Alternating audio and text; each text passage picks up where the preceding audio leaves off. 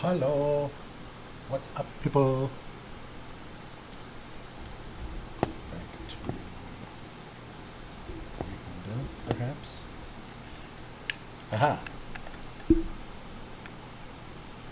Wow, this game's really quiet. What's up, Kush? How are you?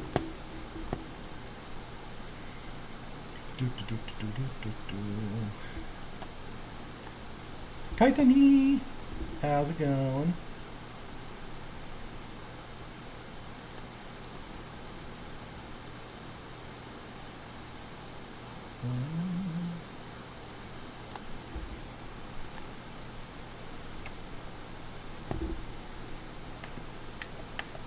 There we go. This is quiet. Turn that up.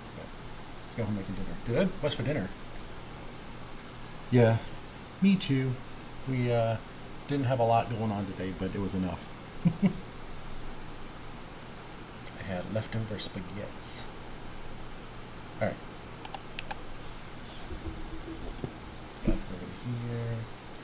All right, so we did those. We did those. We did those. What else have we done? Fight or flight. All right. Let's go back to the weather. Thanks for contributing to the challenge. How are you, Ms. V?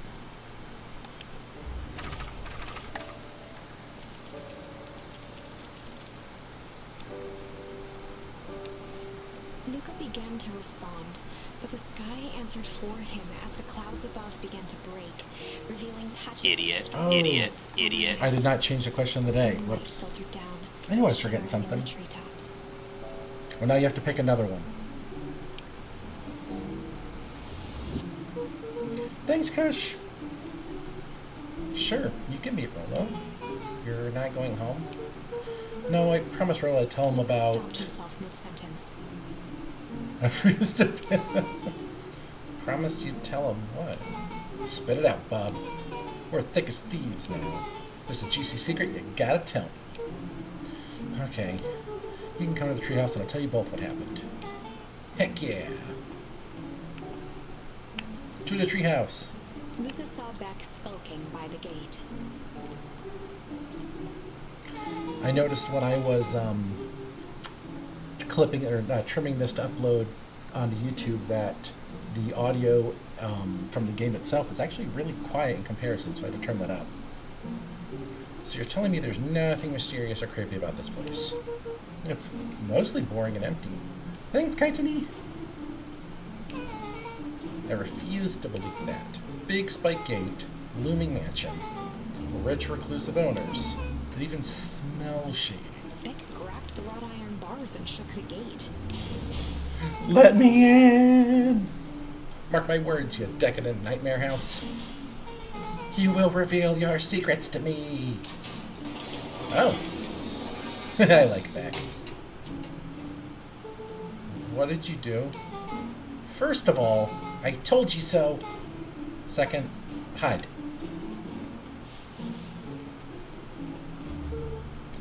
That's Eris Valentine. Who's that she's talking to? Shh. I expect you to return that suit in working order. You haven't done 11, 2, 3. I mean, at the rate you're going, yeah. Of course. As long as everything proceeds as planned, there's nothing to worry about. The only thing I'm worried about is what's rightfully mine. If that means making some unsavory alliances, so be it. I couldn't agree more. There comes a time to suspend hostilities. I'll deal with our common threat. Now this is what I was talking about. This was an excited whisper. Proper shady stuff. Someone in a suit like that tried to grab me yesterday. Seriously? Shh. They're plotting against me. You do understand that when all this inevitably fails, I will deny everything? I wouldn't expect any less of you. You just worry about your part in this and let me handle the rest. Can't wait to see the look on that rude cur's face. Yes, the truth will come to light. I'm still surprised you're so comfortable with the potential collateral damage. If there's one thing I've learned, it's that change is painful. Wow, I was expecting shady, but that's just flat out supervillain talk. If you don't mind me asking, why? Why are you doing all of The this? mysterious figure retracted their mask, hair pushing out from all corners.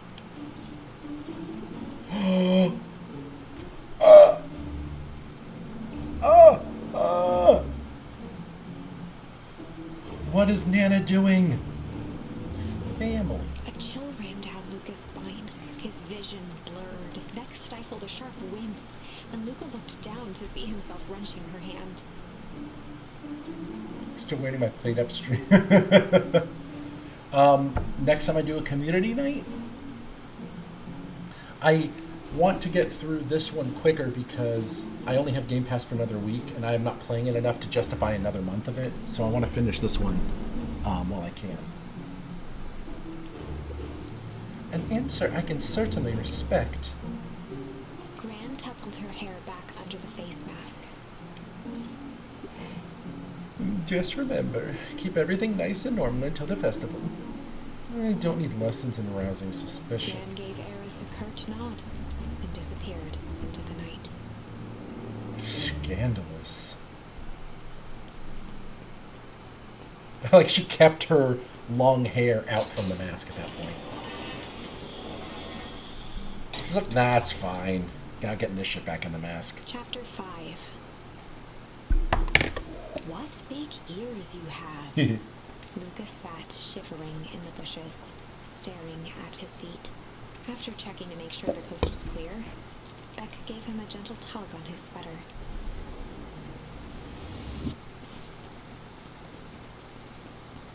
Battle Royale! Fight, fight, fight! What's wrong? You look like you've seen a ghost. Why are you so scared of that old lady in the hazmat suit? That was my gran. That was your gran? Yeah. Okay, well, I'm sure there's a perfectly reasonable explanation for all this. Let's just get to the treehouse and figure things out there.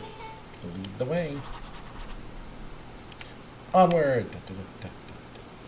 Run, run, run, run, run.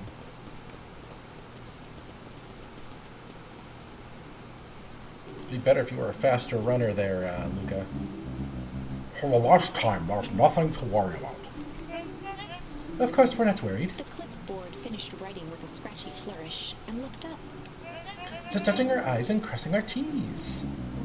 Well, primarily our plays and kills. Mr. Nuncreed, arms crossed over his paunch, gave an exhausted sigh. If there's anything you need knowing, you'll know it. Absolutely.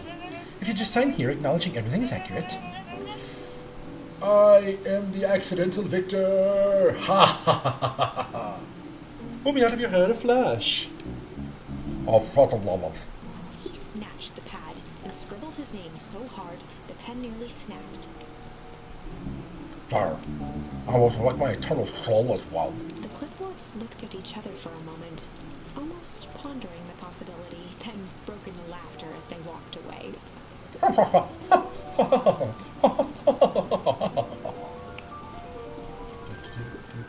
Hey, what's up? Hi, Mr. Nuncreed. Give me the written message. Next time you don't know about the soldiers' thoughts, give him a good hard bobber in the kettle. Oh, Grant just tells me to keep away from the clipboards. That's good, that's good. Your grandma's a smart lady, Luca.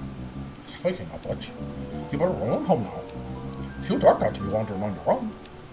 I'm not on my own. I have another, also young cat friend with me.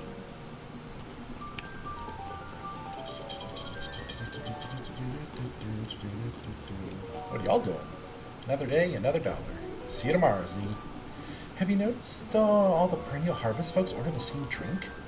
Decaf cappuccino with extra foam. Why? I don't know. It's just thought it's a little odd. Pretty weird for sure. Well, customer's always right. See you bright and early tomorrow. I can't wait. Let me just sneak. Ignore the mayor. Oh, this is nice. Yeah, the treehouse is just a little further on from here. So what's your buddy Rolo like? Rolo? He's... Rolo. Not particularly helpful. Sorry, I've just never thought about it. Lots of energy. He's funny even when he's not trying to be. Things have been rough for his family since the foul harvest. It's about time you tell me what this foul harvest thing is. It's a kind of long story. Hit me with the highlights. Okay. There used to be a fertilizer company here called Valentine's. They were kind of a big deal. Ooh, big deal fertilizer. It was a big deal to us. Their stuff really worked. Farmers loved it. So Valentine's grew and grew, and Beacon Pines pretty much grew around it. Most everyone in the town either worked for Sharp or Valentine or used fertilizer. Things were good. I'm sensing a big but. Around 6 years ago, Sharp or Valentine suddenly died, and something changed. Changed how? Could have been a bad batch. Maybe it was in the water or air or soil. Nobody knows. But all the crops died, and everyone blamed the Valentines. The foul harvest. Yeah, Valentine's fertilizer went out of business. Half the town lost their jobs. Sheesh. Next year the crops came back, but something was different. You plant a crop, do everything right, and it's sort of a crapshoot what happens, or a crop shoot. And no one knows why? Nope. Take it Rolo's farm got the short end of the stick. Yep, for some reason their farm was hit harder than others. That sucks. Things have gotten better since Perennial Harvest came to town. The Beacon Pines Reborn initiative? Yep, first thing they did was give the town a deep scrub. They even put us up in hotels one town over for a week while they decontaminated the groundwater. We better get going.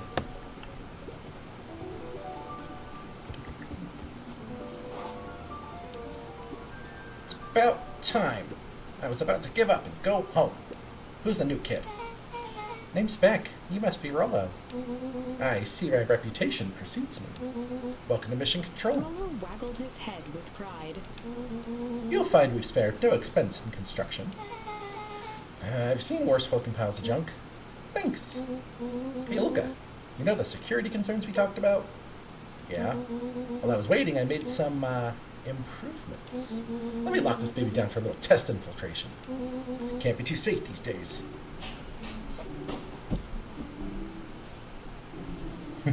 It's literally pulling the ladder up.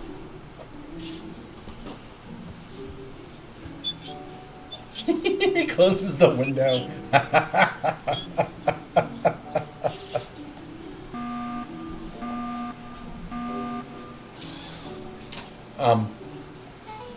He goes all out, doesn't he? Always.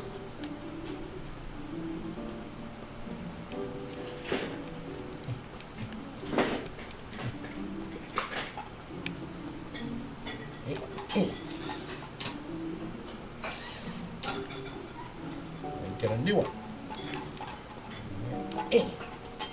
It worked.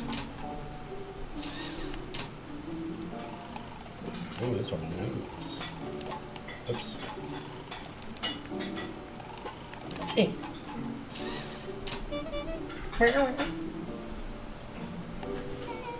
Where did you guys get all this junk in the first place? There's a guy in town named Joff who trades us junk for snacks. Junk food for junk. Nice.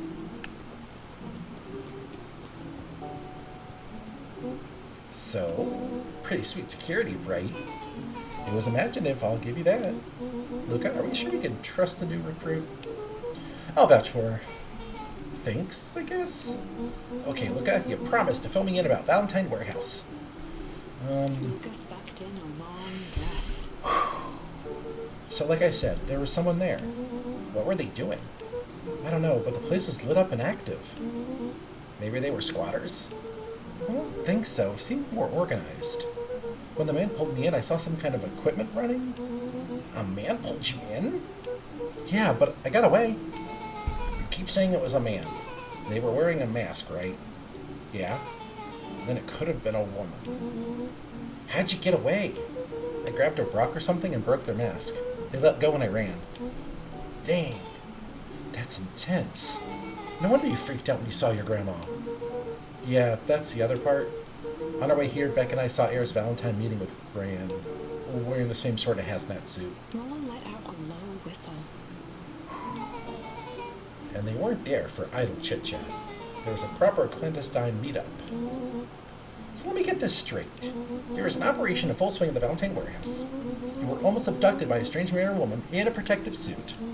And then you saw your Gran in the same suit talking to Iris Valentine. Pretty much. I'm beginning to think this town is kind of awesome. Rollo and Luca shot back a look. No offense. And so we can logically conclude aliens or alien zombies have infiltrated the town. And their leader is your Gran, and she tried to murder you. First of all, and for the last time, there are no aliens. Second, it couldn't have been my Gran at the warehouse. I broke the person's mask to get away. The mask Gran was wearing wasn't damaged. But she's definitely hiding something. Maybe. Your Gran is weird, but she might be the most boring person in the universe. All she does is sit around all day making jam. Drug jam. What could she possibly have to hide? Drugs in the jam. I don't know. We haven't talked much since we moved in. Moved in? Your Gran isn't from here? No, she came a few months back to take care of me after his mom went missing. Did you know your Gran before? Not really, no. It's been years since I'd seen her. Luca, don't take this the wrong way, but are we sure your Gran is on the up and up? Drug jam. Luca gazed out the window. I'm just saying. It sounds like strange stuff has been happening since she showed up. We could say the same thing about your family. But you're right. Jack! I'm watching you from the couch before the loading ad ended. So the ad for my stream was so bad that Cat puked. She's a grand imposter. Look at your Gran is hiding something. And as Polly says, folks only bury stuff worth digging up. We need to investigate your house. If my Gran really is hiding something, don't you think I would have noticed by now? No, Luca, you are oblivious. That's kind of the whole point of hiding something. I guess you're right. Gran's been leaving the house for hours at a time this week. I'll call you two tomorrow when the coast is clear. And we can start getting to the bottom of this. I'm always game for a good snoop. You can count me in. Chapter 6. Great trio. Secret Lair. Instead of layer. Summer forged ahead, but the nights only seemed to grow colder. Was it so projectile that her head started to spin around? Because that's really what drives home that whole proof, I guess. Luca walked home slowly under the pale starlight, cautious to avoid any more surprises lurking in the shadows. Kish! Hello, pretty comrade. Thank you for donating to the challenge. Reaching home, he slipped quietly into bed, How are you? half dreading what they might discover the next day. Dun dun dun. What time is it? Work. Thank you for the worky lurky. I appreciate it. Quick change into sweater. Go. Why you walk so slow in your own house, Luca? Just run. Nothing is stopping you from running in your own house. I do it all the time. Rolo, what on earth is that? Oh my god. Oh my god, the hat. Alright, now I just want a plush of Rolo with the hat. It was projectile at one point at me. I don't know what you... Did you try to exorcise the demon? That usually is what causes it. That ridiculous thing on your head. Oh, this? It helps me think. You're gonna need a lot more of those. Joke all you want. So see who's laughing when I crack this case wide open. The coast is clear. Yet whatever she's been up to this week, it's been keeping her busy most of the day. Very well. The game is afoot. No, it's a game. It's not a literal foot, right? Let's turn that down just a bit. If I were a Gran, where would I hide my deepest, darkest secrets? Perhaps where you might least expect it. Rollo flung open the cabinet with confidence. Aha! He coughed as a veil of dust hit his face. I think it's safe to assume anything that dusty isn't what we're looking for. Or maybe that's what she wants you to think. Then again, any good detective knows not to trust their first hunch. So you can't exorcise the demon out of a demon. That's just a bad vibe. First hunches are for suckers. Rolo is the best character. Eureka! She lit a fire in order to burn the evidence. She keeps that fire going every day, Rolo. Drat, it may already be too late. Just think of the mounds of documents lost to ash. Okay, I'm going to stop you right there. Can we just think for a moment? Luca, is there anywhere Gran doesn't want you to go? Yeah, the closet upstairs. So maybe it stands to reason that we should check there first? No dice. It's locked. Well, well, well. Look who stands to reason now. And I have no idea where the key is. If it really is important, then she probably keeps it with her. Anywhere else? She has her berry bushes. Who has ever thought, I'm going to take this important thing and huck it in a bush? True. Anything else? Maybe something out of the ordinary? Well, she's always worried I'll break her fancy dishware in the kitchen. But it doesn't matter anyways, I can't reach the latch. A look of realization crept onto Luca's face. All three kids snapped to glance at each other, then sprinted in turn toward the kitchen.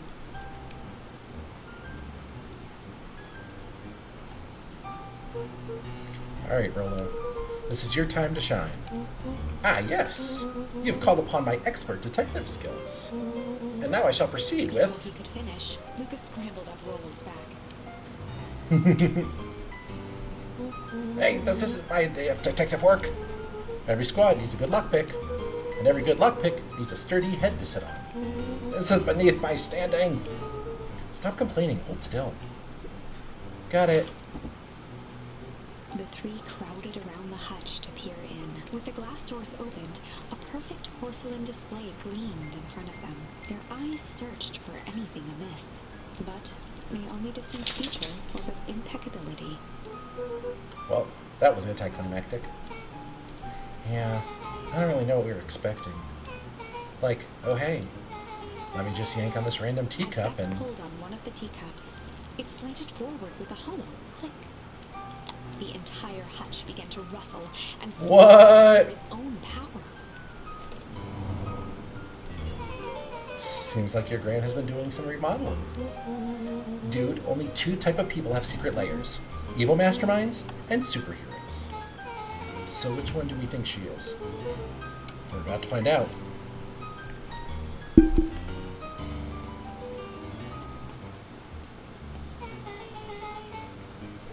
Oh, so more of an unhinged conspiracist vibe.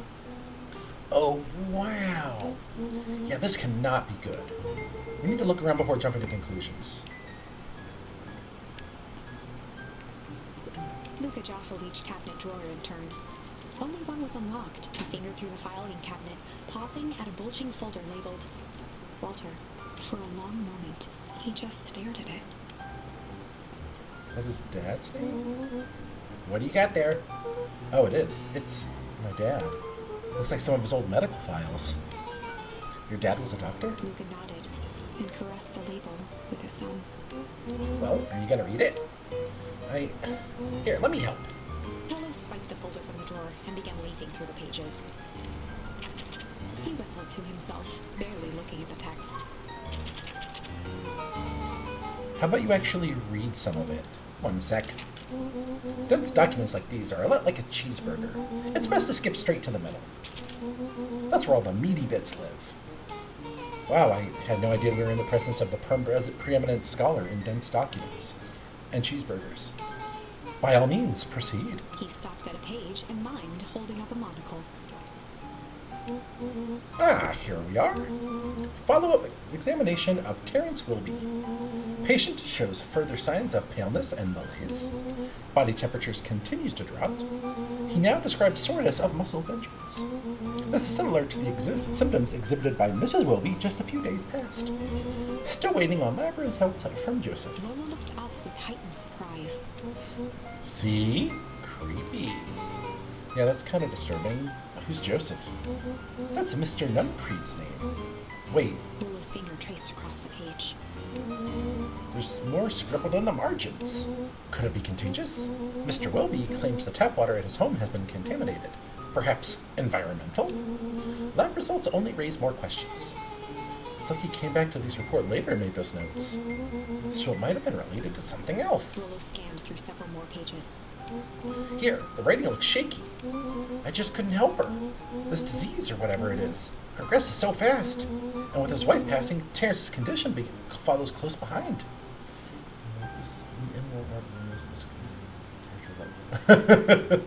I have Disco Elysium too. That's a fun game. No, it's not as messed up as Happy Tree Friends yet. Exacerbated by the loss, enough is enough. I need to take matters into my own hands. Luca, staring blankly at the cabinet this whole time, spoke softly. What does he say next? Rollo rustled the folder, trying to loose more pages. That's where it ends. What? There has to be more. Luca frantically shoved the remaining cabinet folders, trying to find another labeled Walter. Luca, I think that's the only one. It's alphabetical, see?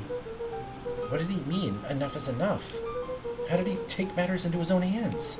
This is bullshit! Luca slammed the drawer shut. Oh. A spider web of string connected photos of people from the town. Yeah, I haven't played that much of it just because I have so much other stuff I want to play. But what I played was enjoyable. Interspersed with hastily scrawled notes. Oh, she sure has kept herself busy. Is your grand a serial killer? Because I'm starting to get a vibe. Don't be ridiculous. Sure, she's tracking the movements of everyone in town, and the kindness of her heart. She puts little symbols up by some of them. Yeah, Mr. Nuncreed has a check mark. The clipboards are all inside a big circle. My moms are both on here. Both with question marks. Gus Valentine has a question mark. Eris has a question mark that's been crossed out. Mr. Kerr has a bullseye. The killer has chosen her next victim! We don't know what any of this means. Whatever it means is probably not good.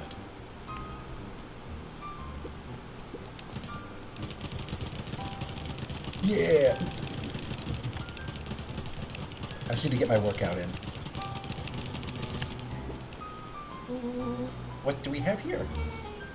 Barrels marked caution, explosive. And jam jars? It's enough jam to feed the whole town. What kind of incendiary jam is your grand making? She wouldn't have me walk around the town delivering bombs, right? Only one way to find out. Rollo casually spun open a lid and dipped his finger in the jam. He Huckleberries. smacked his lips. A hint of brown sugar. And ink. What? Rollo plunged his hand in the jar, fishing out a soggy slip of paper. Aha! Rollo offered the slimy note to Luca and licked his fingers clean. It's addressed to Miss Fratelli. A grand jamgram? A grand jamgram. It says, last night I used the disguise Eris provided to scout the location. The timing window should be possible. Operation Sparkplug is a go. Oh man, are they doing a heist? Whatever it is, it can't be good. Some more a bombshell than a bomb, am I right? You're new here, so I'll let it slide, but I'm the bad joke guy around here.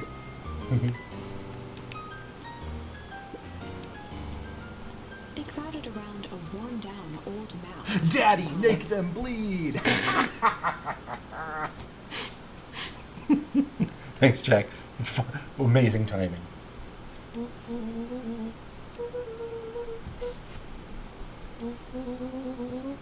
Yeah, but every treasure map is an old map. Can't fault that logic. Look, there's even a pathway drawn on it. It starts at the entrance of town, and if we follow Rollo it, carefully traced the path with his finger. it leads right He to jabbed down at the end point. Town Square? That's the fountain in the middle of town. What a weird place to hide treasure. Rollo, that doesn't look like treasure to me. The end of the path on that map has the same symbol as those explosives over there. So it's not hiding treasure. Real bummer. Rollo, what's the thing you've been excited about for the past month? The festival. Did you just say gulp? This feels like a gulp kind of situation. Everyone will be gathered near the center of town. She's gonna blow up the festival. Not if we stop her. Uh-oh. What was that? Luca looked up from the map. What was what? No, I heard it too. That was the front door. Which means someone just shut the door. Which means someone's upstairs. Shh, quiet. Hit the lights. Beck flicked off the light, and they became statues in the dark. Overhead, creaking floorboards bent under slow, deliberate steps. The kids looked up, the tilt of their necks following each footfall.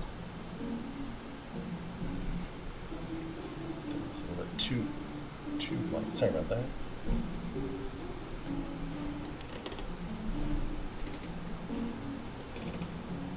Spooky. Then suddenly, it stopped. Without realizing, they'd been holding their breath.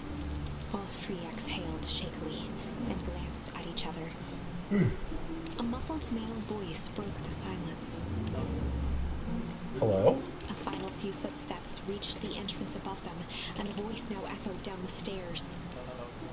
Anyone down there? The three kids shuffled to the corners without a peep. As he began to descend the stairs, the man's voice punctuated every new step. Thump, Yoo-hoo! I'm not here to hurt anyone. I'm just here to help. Just... thump. At the bottom step, the man paused, squinting to search the room for signs of life. Huh. Guess it's nothing. Rollo shifted suddenly. Luca gave him an intense, chastising look and whispered through clenched teeth. Don't. It was too late. Rollo was already inching toward the stairway.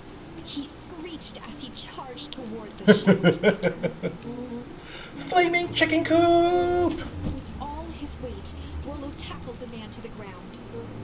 Rollo? Mysterious, creepy man?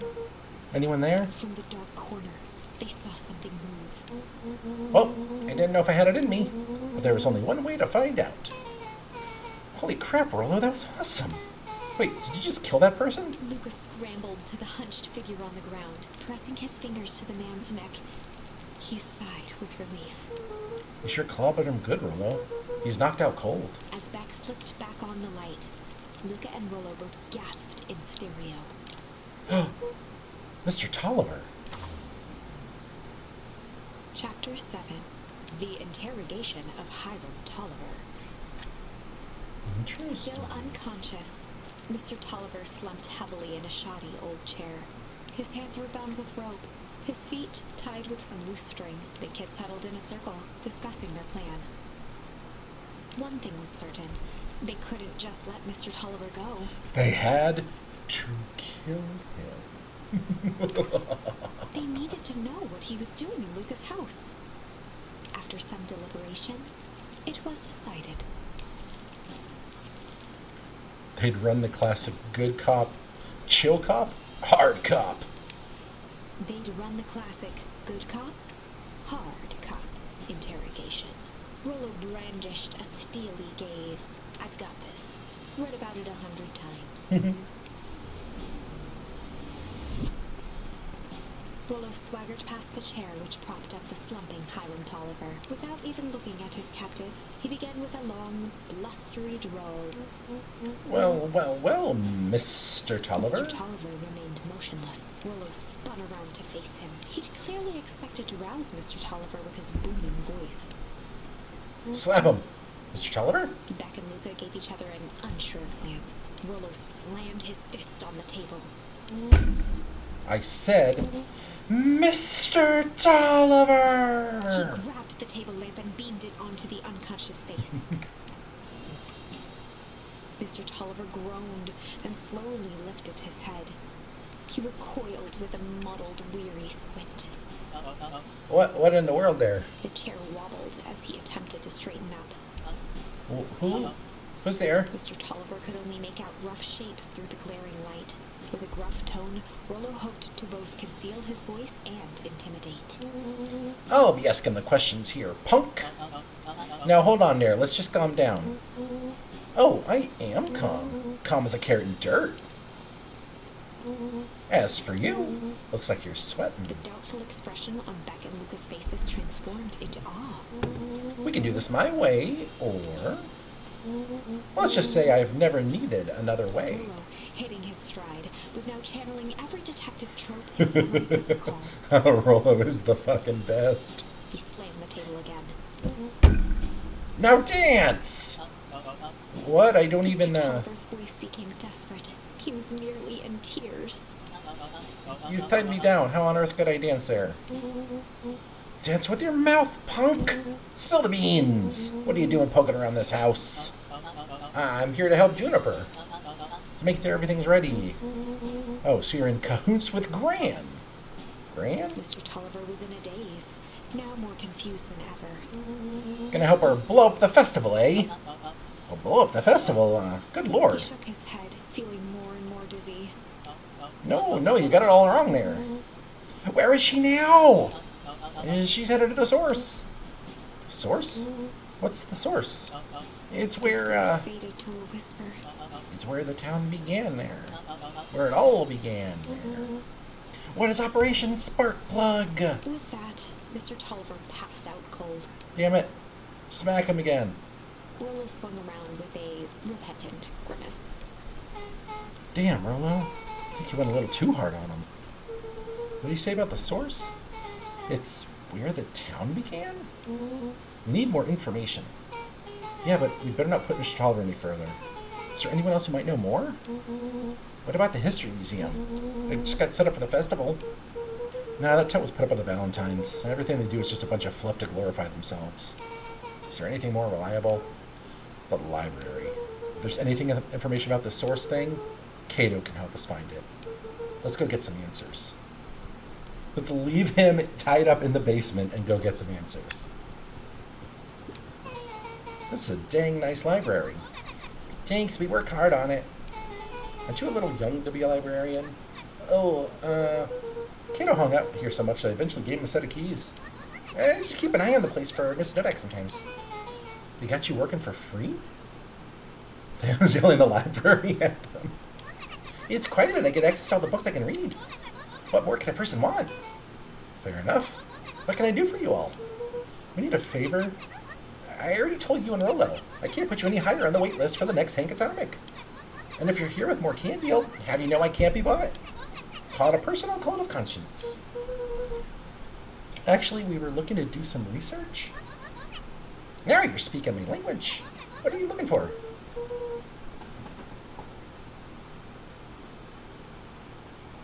Hi, little baby. Come here. Come here. Lula said no. That's the sort of thing we sort of don't know. What do you got in the history of the town? I think it's a country record archives. What's in those? Birth, stats, newspaper living, stuff like that. Pretty boring reading. But they do go all the way back to when the town was founded. Great, we'll start there. Chapter 8, 6 feet under, 3 towns over. The kids spent the rest of the afternoon combing through dusty piles of old county records, desperately searching for anything that could help them make sense of Mr. Tolliver's cryptic utterance. Luca tried to shake the thought of Gran's basement, but his focus wavered. Explosives, messages hidden in jam, dossiers on various town figures, and a corkboard threaded with photos. Gran was the only family he had left. He still couldn't bring himself to believe the worst. But the old map with the symbol of explosives in town square made that difficult. Yeah, just a little bit. As the sun began to set, the kids were no closer to the truth.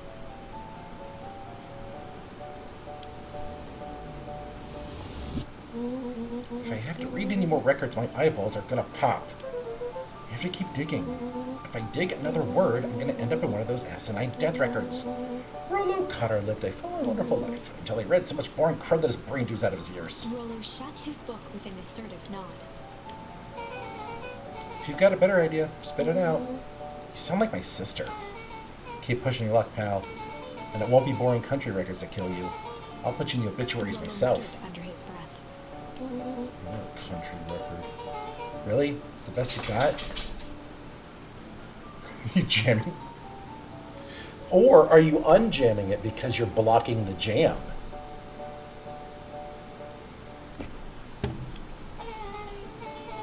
When I'm done with you, you'll be the footnote in history. Oh, that's right. I can just look at... pungent. Shit! Just like Beck slammed her finger down on the open page before glancing down to read. J. Hartford here. I'd love to see you try. Hey. We're all a little tired here. Just take a minute. Something tickled the back of Luca's mind. Wait, what was that name back? In the obit? J. Hartford? From the Brooksville Tribune 20 years ago? That can't be right. What is it? J. Hartford. That's my grand's name, Juniper Hartford. Maybe there were two J. Hartfords. Mrs. Hartford is survived by her young daughter, E. Hartford.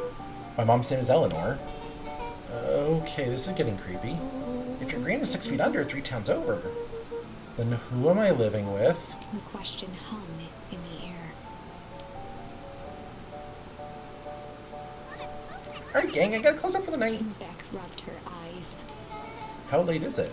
Almost 10. Oh, crap. Pa's gonna kill me. I gotta go. He tried to... They don't listen to us. They're just children. Yeah, my parents will be worried sick. Alright, let's meet up as early as we can at the festival tomorrow. What are you gonna do about the unconscious man in your basement? I'll think of something. Like, let him rot. Luca's heart was pounding as he approached the house. If he was lucky, Gran, or whoever it was, hadn't gotten back yet. And of course, there was Mr. Tolliver tied up and unconscious in the basement. I don't know that he's unconscious anymore. It's been several hours, it Dealing with seems. him would be the first order of business.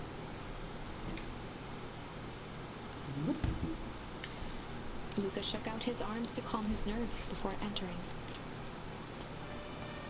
Uh-oh. I don't like this music.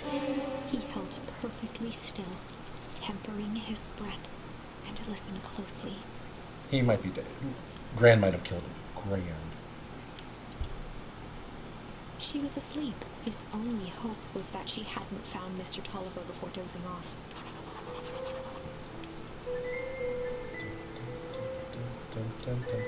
Sneak, sneak, sneak.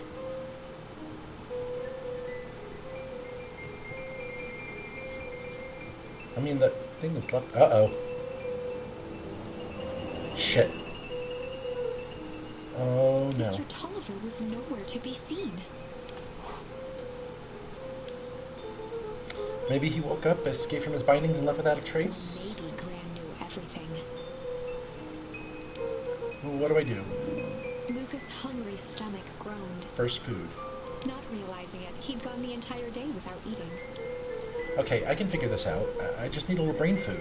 Luca rushed over to the pile of jam jars, unscrewed one, and shoveled a handful into his Uh-oh. mouth.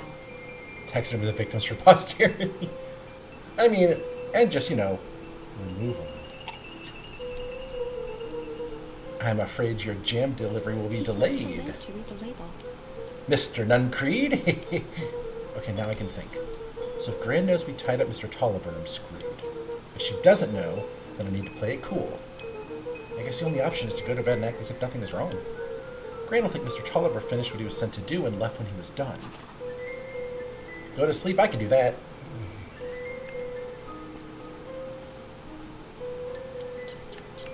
I mean, also, this was left open, so, that should be a tip-off, right? Uh-oh. Gran? This could be poisonous. Okay, stick to the plan. Go to bed and play it cool. As Luca climbed the final stair, the emotion of the day dragged heavily on him. With And he each collapsed in the consecutive hallway. step, his legs weakened. His stride began to falter. He tried to grab for the railing to steady himself. Oh, it's the jam. Something was wrong. Come on, legs. Just a few more steps. Luca groaned and tried to move. Uh-oh. His limbs might as well have been bolted to the ground. Yeah, right? Why would you clearly know something's up with that stuff. Through numb lips, he mumbled just before falling asleep. The jam. Well, I got to go to sleep, though.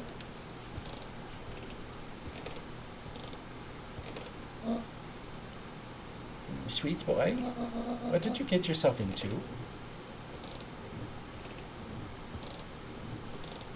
Sounds like she's dragging me. Rest now and let me handle everything.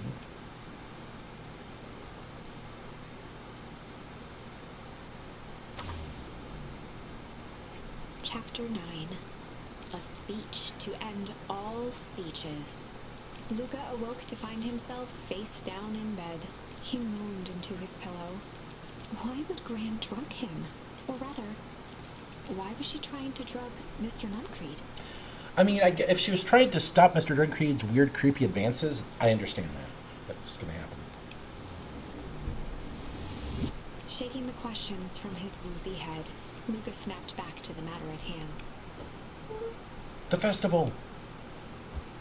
Well, at least my legs work.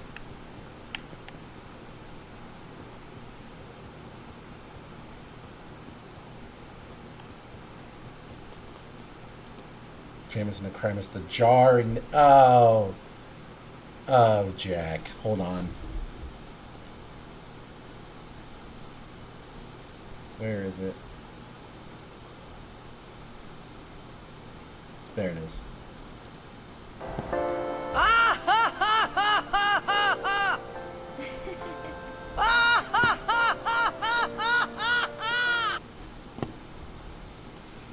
Oops.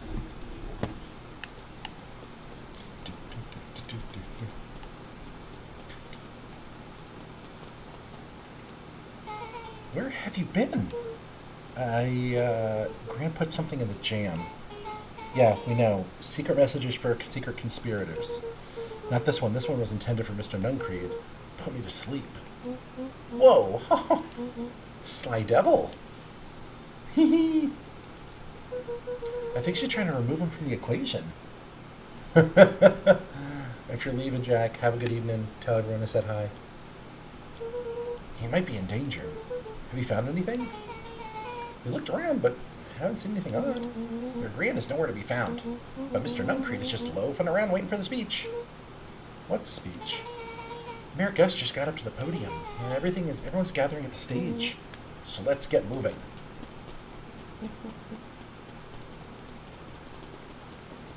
Augustus Town's all here. Wait, is our buddy here? Yay! Dawn the Bat. Is this thing, hello, Beacon Pines. I'm Augustus Valentine, your mayor, and I suppose you already knew that. Oh yeah, okay, yes. Before we get started, I just wanted to take a moment to recognize someone who couldn't be here today. This town wouldn't be where it was today without my father, Sharper Valentine. So I thought we could begin with a round of applause for befitting such a great man. And that's more than the old codger deserved. Gus cleared his throat and awkwardly loosened his tie. Oh. Right, where was I? William Kerr bounded on the stage with the energy of a preacher at a big tent Oh revival. God, he practically is one. Gus Valentine, everyone. He gave Gus a hearty slap on the back and motioned him off the stage. Let's hear it for our mayor. What a great turnout. Ah, heck, I didn't prepare anything. But I suppose I could say a few words. It would be a shame to waste such a beautiful podium. Mr. Kerr pulled a big stack of note cards out from his vest. Prepare anything my ass. Community, conviction, commitment. These are things we celebrate at Perennial Harvest. For us, these are the pillars of the bridge to a better tomorrow. But I think it's time to add a new pillar. Change. Change is a powerful thing. It's inexorable, unavoidable, and undeniable. And I am dadgum thankful for it. Change is the reason we're all together today. It's hard for me to believe that it was only 4 years ago when fate brought me here. A simple business trip which brought me to a small town, which would change my life forever. Mr. Kerr took a moment to survey the crowd. You know what? He wiped away a single tear. From the second I set foot in Beacon Pines, something about this place held me captive. You see, change represents opportunity. It represents potential. It was the change that helped me recognize the potential of this place. To see that the people of this town, despite suffering great loss, still held onto the things that made them special. He thumped the podium to emphasize each word. Community. Conviction. Commitment. Change. Mr. Kerr nodded confidently, biting his lip. The crowd was silent, in rapt attention. Fate made a perfect match that day. Nothing is more important than you all than community. And Perennial Harvest is a community first and foremost. Mr. Kerr methodically made eye contact with each section of the crowd.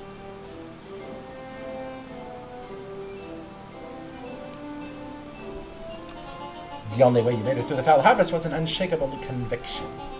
A conviction that was a better tomorrow was just over the horizon. Perennial Harvest was founded on the conviction that we are that horizon.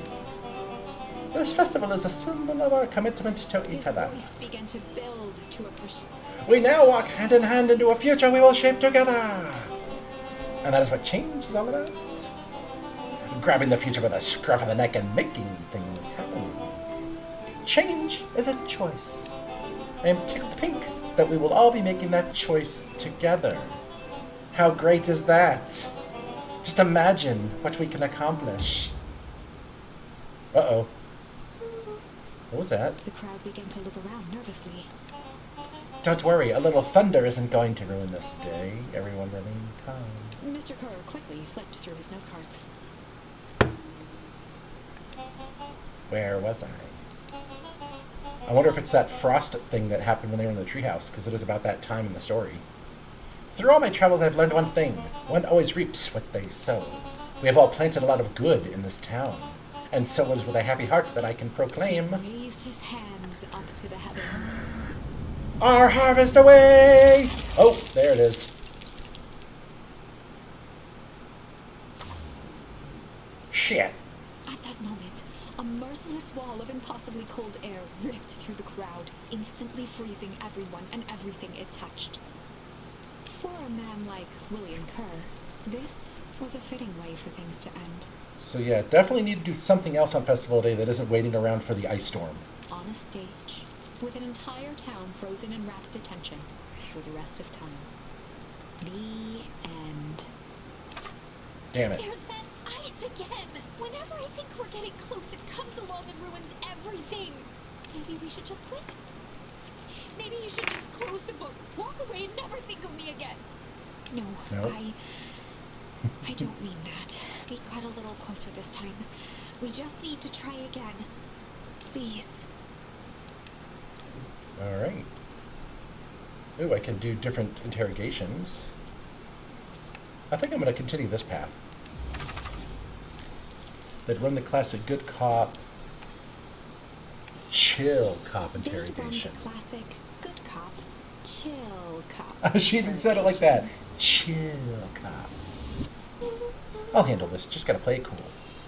Luca walked calmly to the light switch, flicking it off and on a few times. Wait, I got this.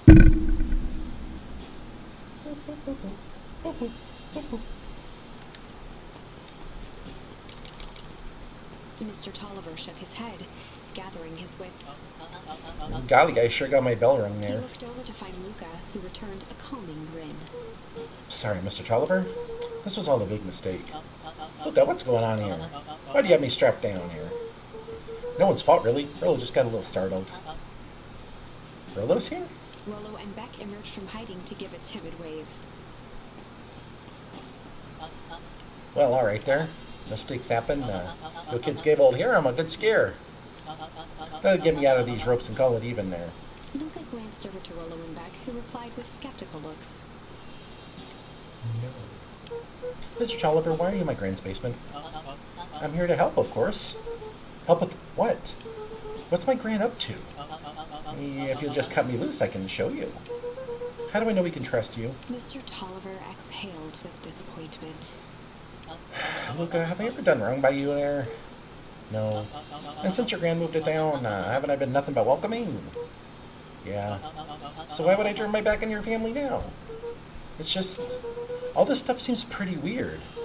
A board with names of people from town, an archive of my dad's old disturbing patient notes, Luca gestured to the corner. barrels of explosives. I can explain everything. You just need to untie me.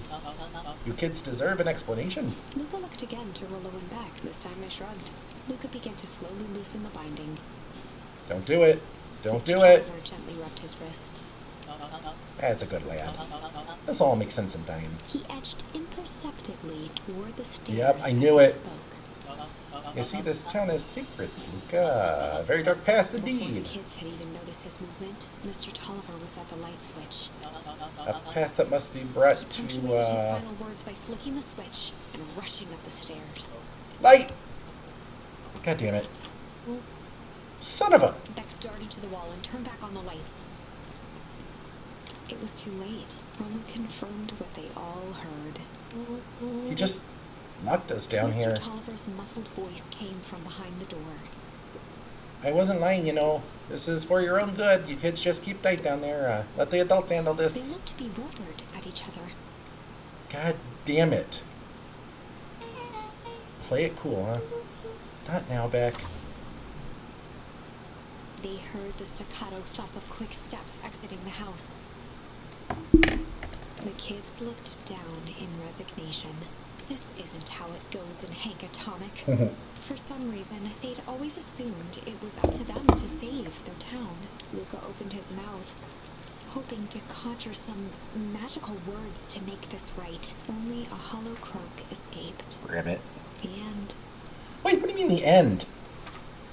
Well, we certainly aren't going to find a grand resolution to our tale locked in a basement. Touche. Back to the drawing board. Alright, now we'll try Sly. Try the Sly cop routine. They'd run the classic good cop, sly cop interrogation. Have I mentioned lately how awesome this game is? I really like it. With a few crisp snaps, she roused Mr. Tolliver. Her snaps are way better than mine. And she doesn't even have thumbs. What? Now what's going on here? You're that Emodwell girl. Please call me Beck. Sorry about all Mr. this. Tolliver looked down and shifted a bit, testing his restraints. It seems there's been a mix-up. You see, I'm down here for the same reason you are.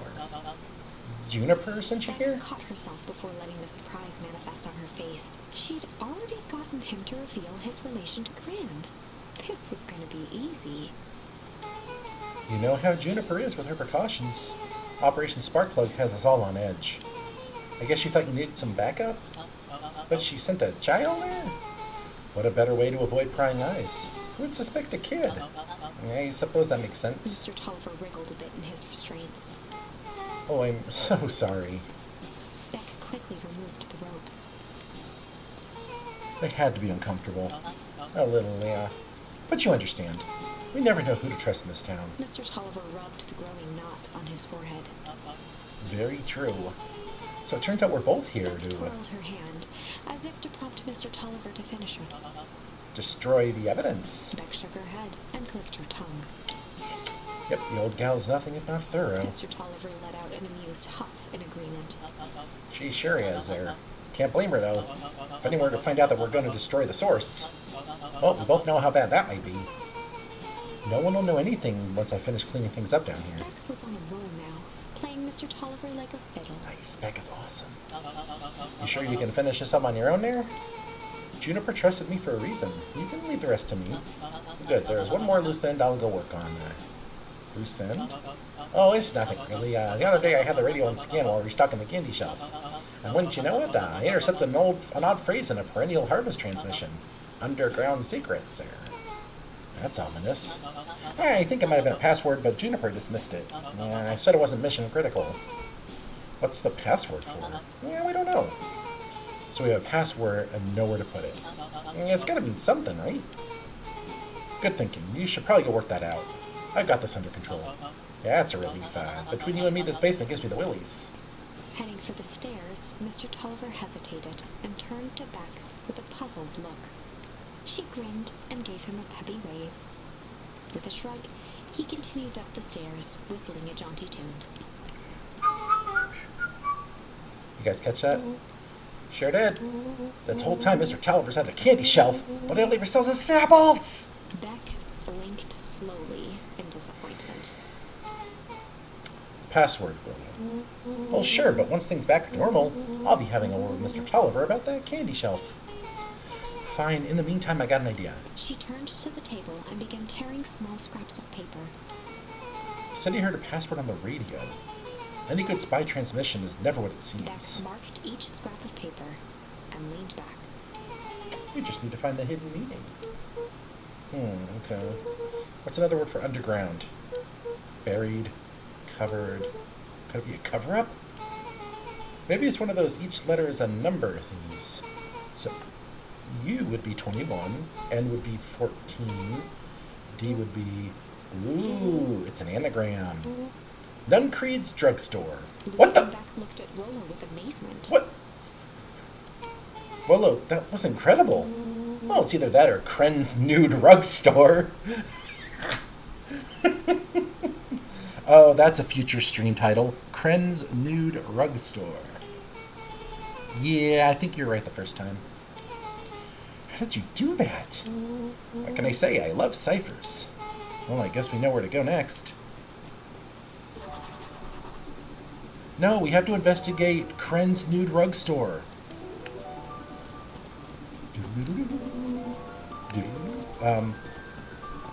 Hey. He scared me half to death. Sorry. You kids haven't seen Mr. Tolliver around, have you? Nope. He's got me waiting around like the last slice of pie. I swear that man would be late to his own funeral. Right, we didn't see him. Bye. Oh, wait, hold on. I gotta do a little bit of bridge leaning. Just take a load off. Have a nice lean. Okay. Onward we go.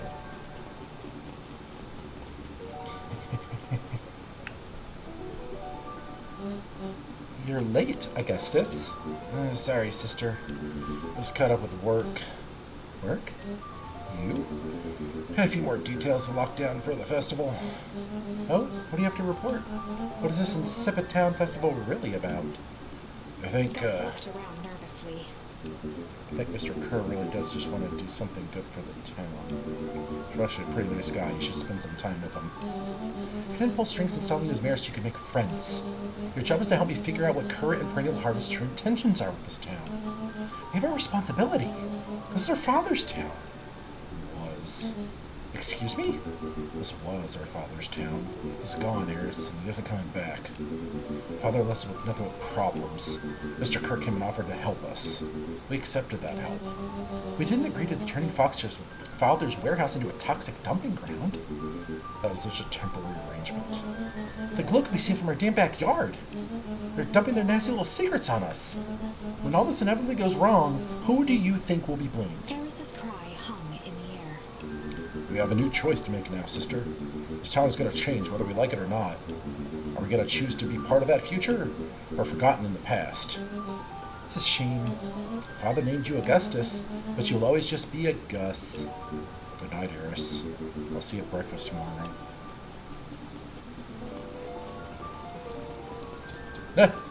It's getting late, children. Oh, good. She didn't follow up on her concerns. Gotta go!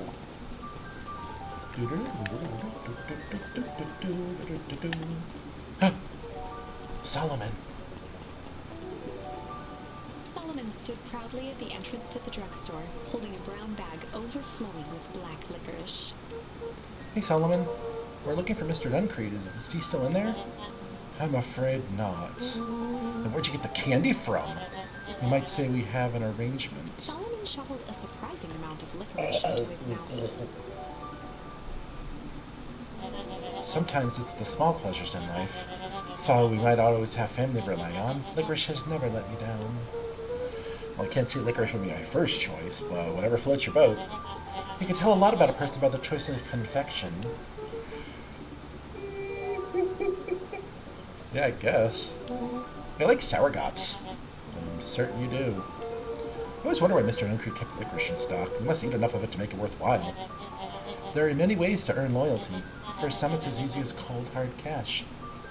And for me, cold, hard licorice. Well, he's right. It's locked. There's gotta be more clues. Okay, let's see.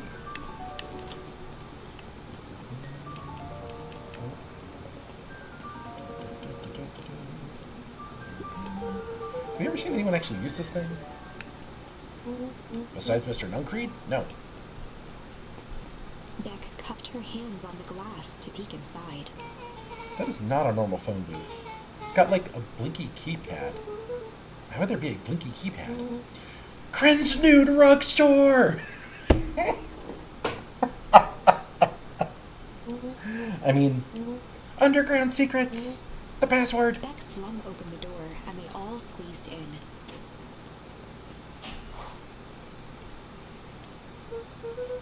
Alright, let's see here. Luca cracked his knuckles and entered the letters into the keypad. Underground secrets.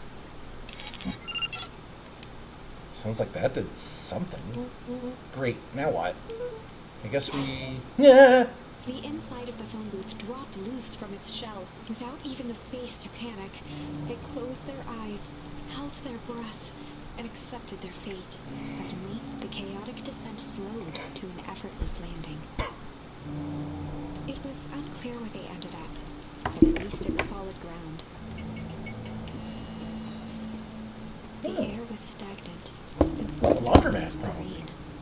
Hi. Come here. Lilo, come here. Come on. Come on. Hi, baby. I knew it. You knew that there was a secret hub full of strange tubes under the phone booth? Of course I did. Didn't I say that? No. I definitely thought it. Lucas, do you remember how when I said cool to the trans-dimensional conduits from Hank Atomic Issue number 12 were real?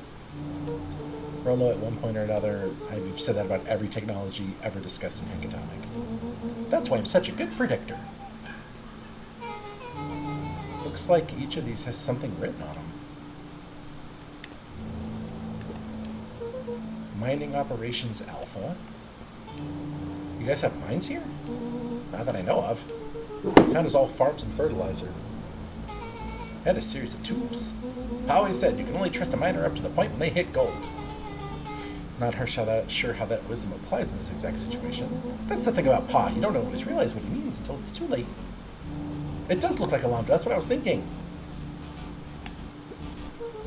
Perennial Harvest Main Office. That's where my mom works. What does she do? Science stuff. Is she involved in all this? We just moved here. How could she be involved? True. Valentine Fertilizer Warehouse. Isn't that where you almost got snatched? Yeah. Why would Perennial Harvest have a tube going to the old Valentine place? This is starting to feel like something big.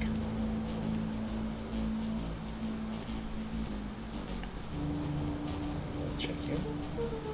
This suit has a broken mask. So, have you found a mystery warehouse creeper? We've at least found their hazmat suit. If it walks like a Nuncreed and it talks like a Nuncreed, let's not jump to conclusions. Just saying. That's a lot of buttons. Stand aside, Earthlings. I've read enough Hank Atomic to know my way around sci-fi tech. Rolo's hands hovered over the field of blinking buttons. Eeny, meeny, miny. Rolo, what did you do? Nothing! I didn't even mow yet! What was that? Hide!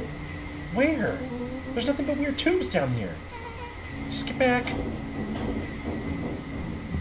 Oh! Shit. Shit. Shit. Awesome! Well, we need to come with me now. We aren't going anywhere with you. Not until we get some answers. Mr. Underground Secrets? I told them it was an absurd password. But I love anything that makes them feel clever. They who? That's no matter. If I can keep you hidden until after the festival, I might be able to save our skins.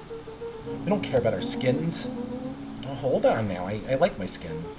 This all stops now, Nuncreed. Joseph waited for a moment in silence. You sound just like him. Who? Walt. You don't get to talk about my dad. So now, your father and I were friends back before. He gestured toward the strange tubes. All of this. It's a lie. That's true. I used to bounce her on my knee. What happened? Same thing that always happens. Reality, complications, life. We're a team, Walt and I. An Anderson inspector and a big, bright-eyed pharmacist. Both hell-bent on helping folks. So you were his sidekick? No. We were partners. He helped the patients and I helped him. Yep, total sidekick. Nancrede let out a growl of a sigh. Luca, I need someone to know this. I need someone to know this. One day, Sharper Valentine's come to us, so he's got an opportunity. He found something he didn't quite understand, and he was willing to pay us both handsomely to help him understand it. And my dad said no. Your father and I both believed in helping people, but the thing I could never get him to understand was it's a lot easier to help others if you help yourself now and then. Classic sidekick into villain plotline. Walt loved being righteous, almost more than he loved his family. He was wrong about one thing, though. When he begged me not to take Valentine's offer, he said, Joseph, if a person says yes one time to a Sharper Valentine, he'll make sure they keep on saying yes to him until the day is dead and gone. He shook his head wistfully. Sharper's long gone, but he's still got me saying yes. Is there a point to the sob story? Not really, no. Just an old man trying to delay what needs doing. Nancrede took a menacing step towards the children. I tried to keep you safe. I tried to keep you and Jennifer out of this. But you forced my hand. Luca began to laugh. What? You really don't know? My Grant isn't out of this. She's been scheming right under your nose. Jennifer? Seems like she's planning on crashing the town's party. She's going to disrupt the festival? Why would she? The color drained from Nancrede's face. How does she know? Apparently she knows a lot of things. What? Let's just say this isn't the only underground layer we busted into today. And honestly, this hers is way cooler. She's got maps and explosives and bad intentions, big man. Nancrede grabbed Luca by the shoulders. His eyes were frantic. You mean to tell me what she's going to do right now? She doesn't understand what she's messing with. Tell me now! She's in danger, boy! I don't know. She had a map with a mark on the fountain in the town square. The fountain? But why would... A jolt of realization struck Mr. Nancrede. She knows about the source? What the heck is the source? As she tries to destroy the source that could analyze and... Dear God, she's going to freeze us all! Oh, it was her.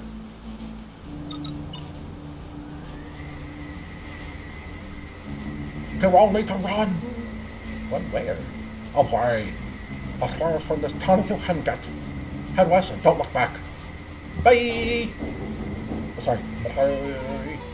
That did not go how I expected. So, we're totally following him, right? Totally. See you on the other side. Whee! You good? Yep. Wahoo! I love this town. Wahoo! Chapter 8. The Cold, Hard Truth. Beck leapt up, allowing the suction to yank her into the dark.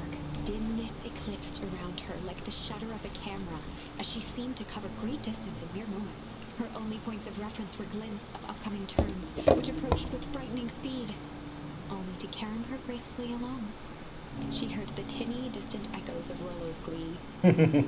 Once she stopped fighting against it, I just imagine him going through the challenge going, yeah! then, all of a sudden, as if minutes had passed in an instant, light blazed into view. A burst of wintry air snuffed across her face as she was flung out into the cold. Whee! Huh. So the mining area is a... That was intense. Yeah. I think I might have parted with some fluids in there. Any idea where we are? Somewhere cold. Doesn't look like it got on any of us. Didn't feel like we traveled that far. So where did it all go? This place sucks. Why would anyone even want to blow something up out of here? Only one way to find out, I suppose. We've got to catch up to Nancrede. I think he went this way. What are you basing this on? Are there footprints that I'm not seeing?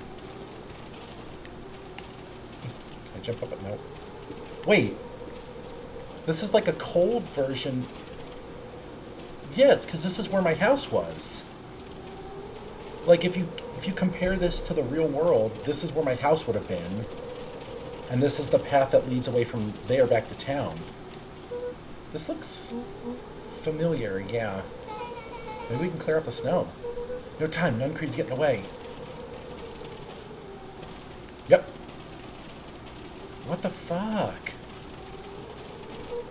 Okay, this is starting to feel really familiar. I may not be versed on all the I might be the most well-versed on all things Beacon Pines, but this does look like some sort of frozen replica of town. Ah, I got it. It's so obvious now. Mr. Nuncreed is an alien. Although, stick with me here. His species can only live in sub-zero temperatures.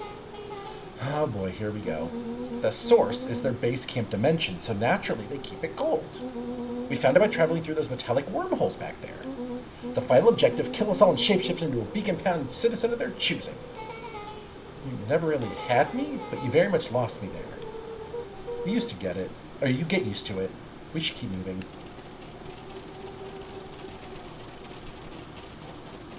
Just check around.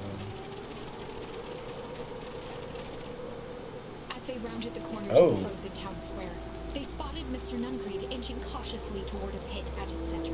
He held his arms out gingerly, as if approaching a beast in the wild. Shit, this just got intense. Upon closing the distance, Luca recognized what Nuncreed was after.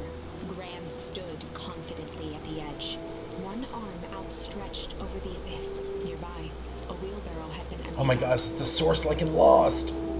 She held a lit torch, which flickered in the bitter wind. Juniper, I don't know what you think you're doing, but I assure you this is not going to solve anything. If you drop that, you've doomed this whole town. Oh, it wasn't me who doomed this whole town. I've been watching you, Joseph. I know what you've done. You and your co-conspirators. Gran? What's happening? Luca, you and your friends need to leave right this moment. Mr. Nuncreed turned back toward the kids, desperation in his eyes. Listen to your grandma, Luca. This is between me and Juniper. Rolo and Beck held steadfast in awe. Luca approached closer. Mr. Nuncreed spun back toward Gran, his voice growing louder. You've got it all wrong, Juniper. Just hand over that torch. You don't understand what you're doing. How can I possibly trust you to do the right thing? Walt told me everything. He trusted you, and you betrayed that trust. Luca, did you know that this man's entire life is a lie? If it weren't for him, your father might still be alive. Mr. Nuncreed winced with anguish. Yikes. His voice hardened. That's not true. They both now yelled, not to each other, but at fate itself, making their peace with long-held burdens. The wind howled with encouragement. Walt is like a brother to me. We had different ideas about how to affect change.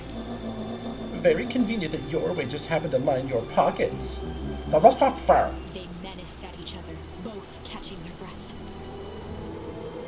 The moment balanced on a knife's edge. Shit. Amid a blur of emotions and memories, Luca's mind flooded with questions. The wind calmed, as if to give him the stage. Ooh, another turning point.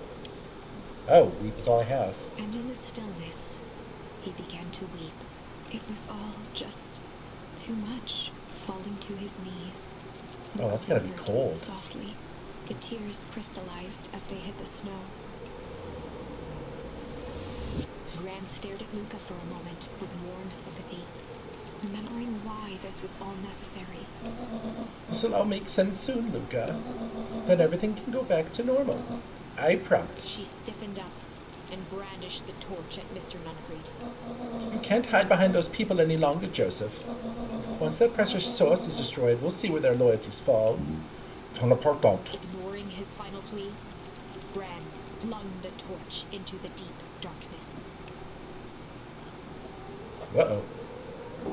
She smiled and exhaled in relief. Mr. Nuncreed moaned in resignation. The torch echoed as it ricocheted down the hole. I don't trust either of them. Thud. you say, Joseph? I've learned one very important lesson in life. If you want things to change, then you must be willing Before to... Gran could finish, the ground shook her to silence.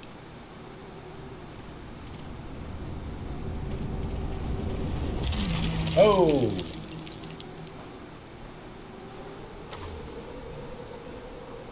Gran only had time to spin around and run to Luca. Her attempt to shield him, an honorable but trifling act.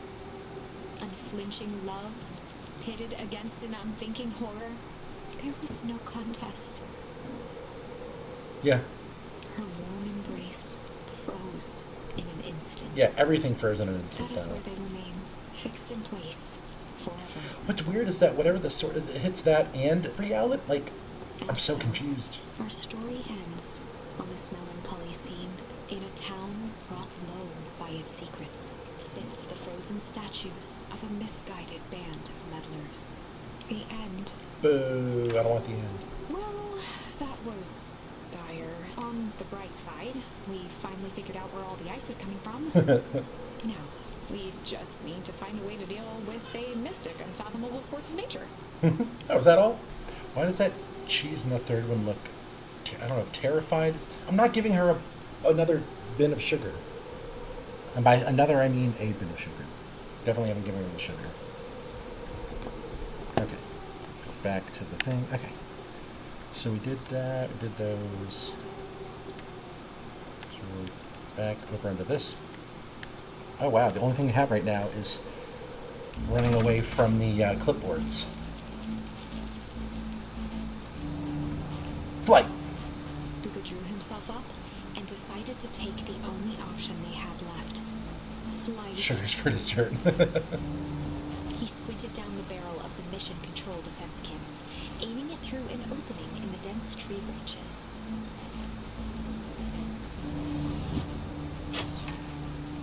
He looked up with surprise as it struck true and taut. Wow, I can't believe that worked. Hey, Mr. Kerr, we'd love to hear your thoughts. I'm afraid we have places to be. Come on, Iggy. Yeah, see ya, jerks. Bye. Fine, we know where that leads them. This way, we'll take the tunnels. Luca and Iggy winced as they sprinted through the thicket. The branches clawed at them, reluctant to give passage. After what felt like a marathon, Luca stopped in his tracks as they reached the clearing.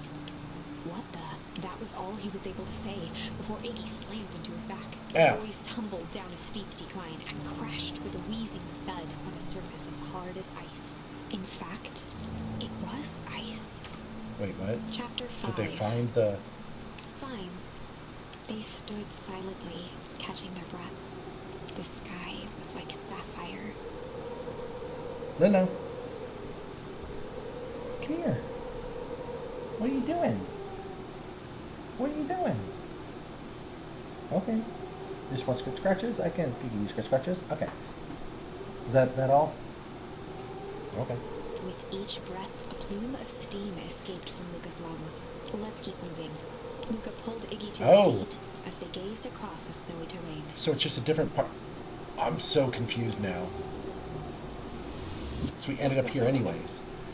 Hey, that was actually pretty badass. Uh-huh. I think we lost him. Are we up in the mountains? I don't think so. Anything, we went downhill. And what's up with the Winter Wonderland? All I know is there's no way going back. There's no going back the way we came. Let's see if we can get our bearings. Follow me. All right, follow home. I'm home. A disc of smooth metal was lightly covered in snow. Two faint seams were visible along the surface. Manhole cover? If it is, I've never seen one like it. Uh-oh. What's the readout? Sitting just above 258 Kelvin. That's a bit down from last time. Should we report this to Mr. Carr? Still within safe ranges. They might be spreading, but it's under control for now. Even a small nudge in equilibrium could cause a cascade. Dude, relax. There's a few more sites to hit before I can punch out. Let's get this over with.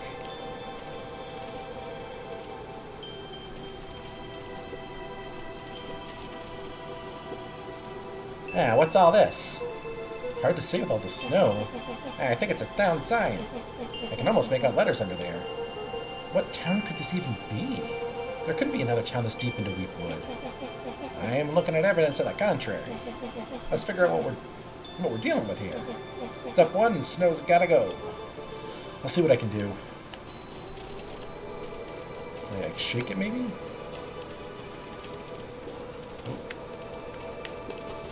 Oh, I can... The boys stared in disbelief at the sign that now clearly read, "Welcome to Beacon Pines."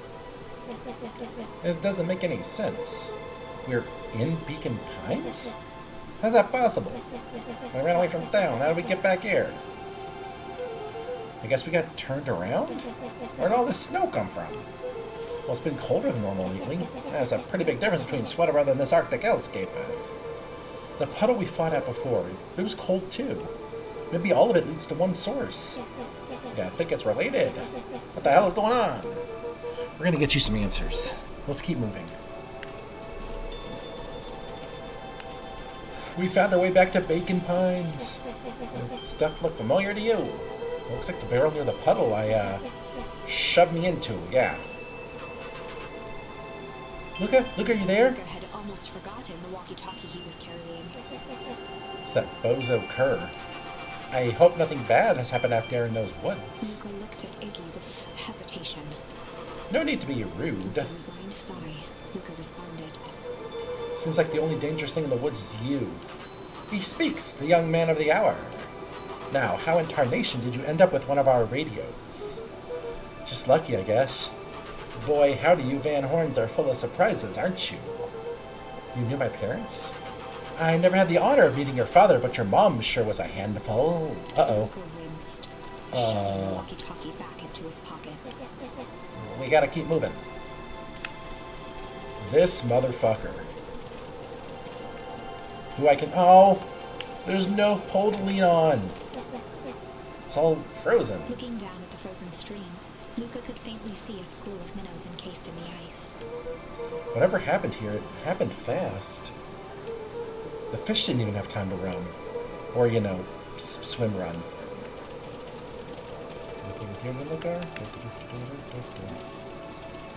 The crunching of footsteps trailing Luca went hush. He looked back to see Iggy's face twisted with confusion. Everyone's gone. What? There's nothing here but more snow. There must be an explanation for all this. We have to keep looking. We can look all you want. I quit.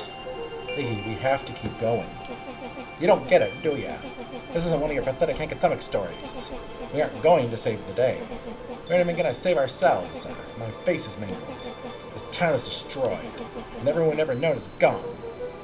We don't know that. You can't just quit. Do whatever you want. I'm done. Iggy, it's gonna be okay. Luca peered upward at the darkening sky. He let out a long, foggy breath. Faintly, Iggy began to cry. Seeing Iggy in such a pathetic state gave Luca a sense of compassion and more than a little guilt. It is getting pretty late, I think. Probably not a great idea to swim around in the dark anyway. Luca allowed himself to collapse next to Iggy. Let's just rest for a bit. The boys huddled together for warmth and comfort. If not for exhaustion, their minds would be racing, trying to make sense of the events of the day. She's chasing her tail under the desk. As it was, all they had energy for was to sit in silence, numb.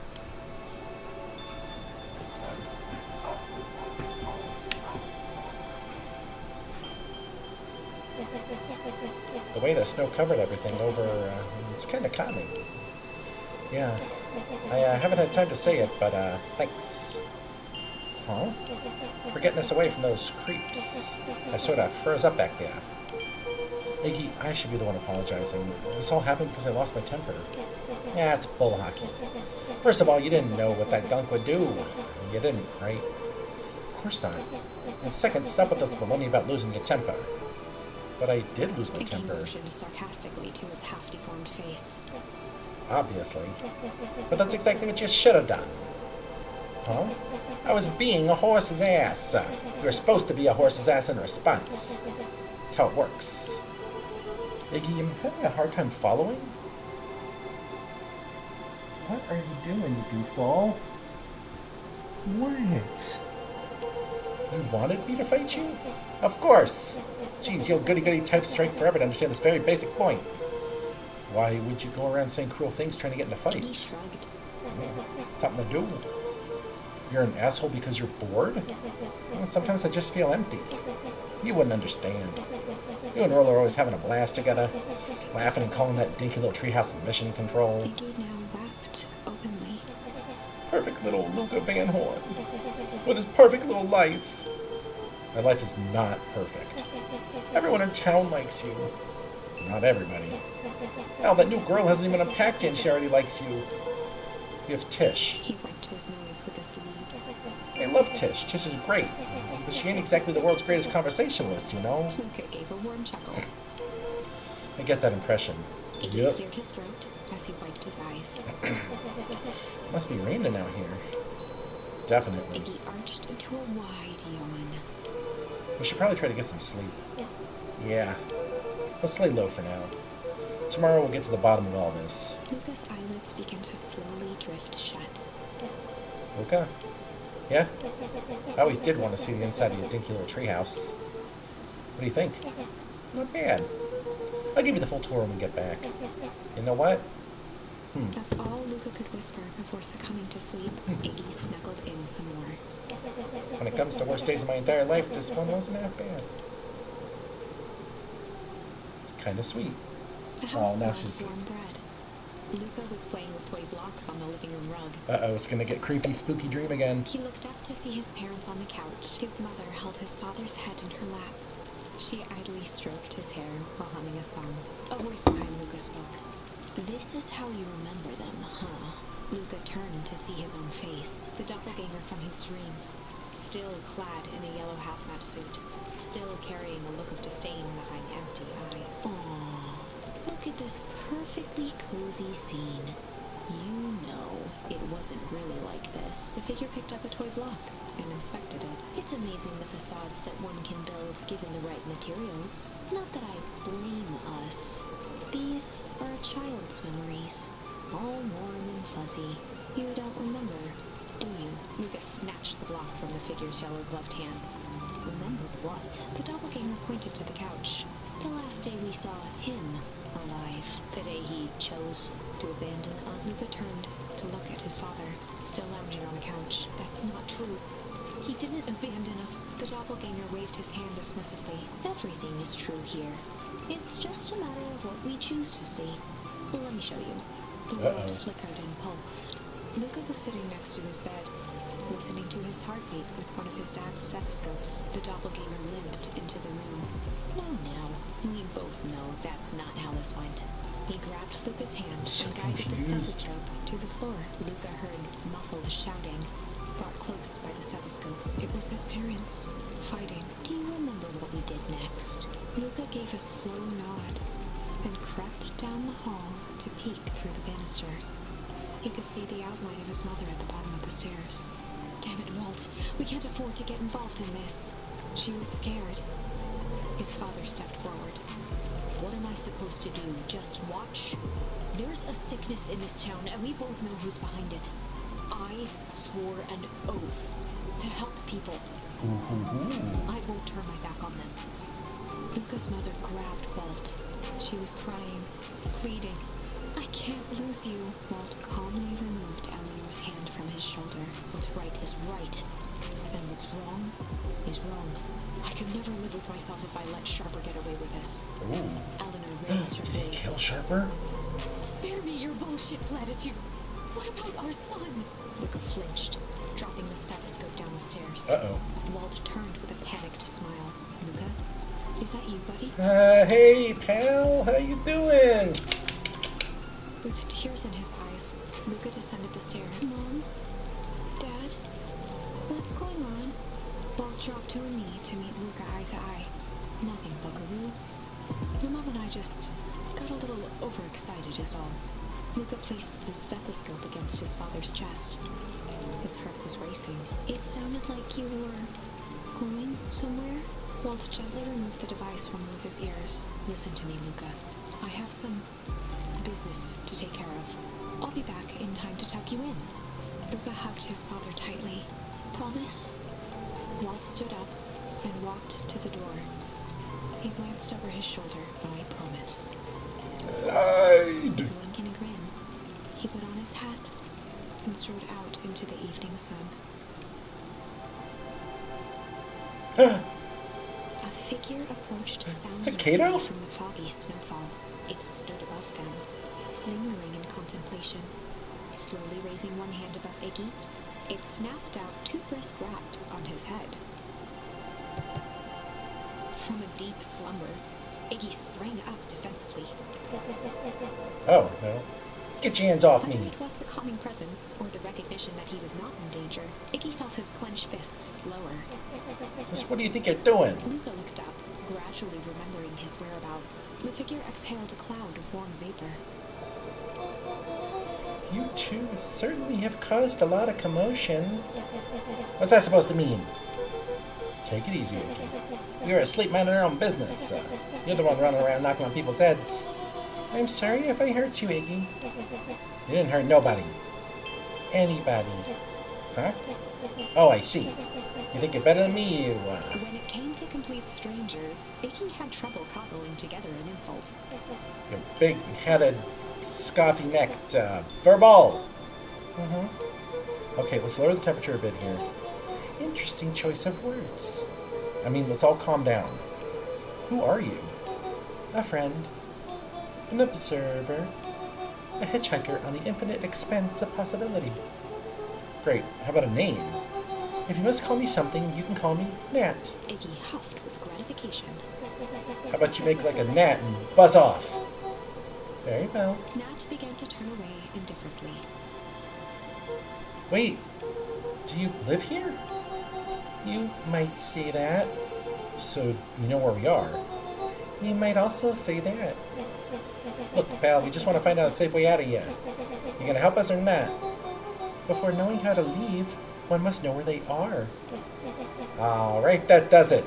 Look, I don't know about you, but I'm getting out of here one way or another. Iggy turned sharply and began to stomp off. Enough with the riddles. Iggy, wait up. Realizing he'd won their patience then, Nat relented. Very well, I suppose this isn't the time for metaphors. I'll show you how to get back home. Luca and Iggy turned around with hope in their eyes. It's through murder! Come here. Nat took a deep breath in. Close your eyes. Nat exhaled slowly, then snapped his fingers. Okay, open them. For a brief moment, Luca and Iggy let themselves believe that some great magic was about to unfold, until they opened their eyes and found themselves in the exact same place, cold and disheartened. This is your home. This is Beacon Pines. Look, Nat, we don't know how we got here. Maybe we stumbled through some time travel gate in Weep Wood, or we teleported to some alternate universe, or this is all some cruel experiment by Kerr and his goons. But this is not our home. We're inching closer to the truth.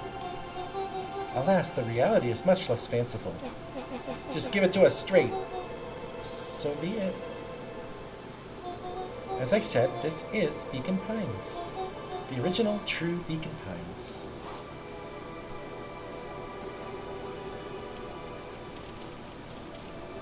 You both grew up here. But the town you've called your home for the past several years is a replica. A remarkable achievement of engineering, to be fair. But a replica nonetheless. That's impossible. It's too much work. You'd need a whole town to replicate a whole town. Indeed, to pull off such a feat would require immense labor power, which would be moved. That which could be moved would be moved. That which could not would require a precise duplicate. We would have noticed. Someone would have noticed. You'd think so unless the auditing was impeccable. A mind-numbing attention to detail. As for the innumerable trivialities which complete the tapestry, well, you can leave that to this miraculous thing we call a brain. It has a real aversion to discontinuity, a revulsion even. The brain has a wonderful way of smoothing out the rough edges, keeping us sane. Luke and Iggy looked around uncomfortably. So you're saying that someone made an entire new town and moved us all and no one noticed? Precisely. But why? Why is the one question that can never be answered with certainty. The best one can do is to uncover. That narrowed his eyes, furrowed his brow, and uttered, The source. Why'd you say the source like that? Why, indeed. Luca began to laugh uncomfortably. It's all ridiculous. There's no way He they could... looked down at his feet. His eyes started back and forth in contemplation. Yeah, With a brains are sudden the pain, worst. A I mean, thought struck him. if this really is home... He sprinted off into the pale distance. As Iggy turned to follow, Nat called out. Iggy, it's not too late to turn back. Simply head west through West Weepwood.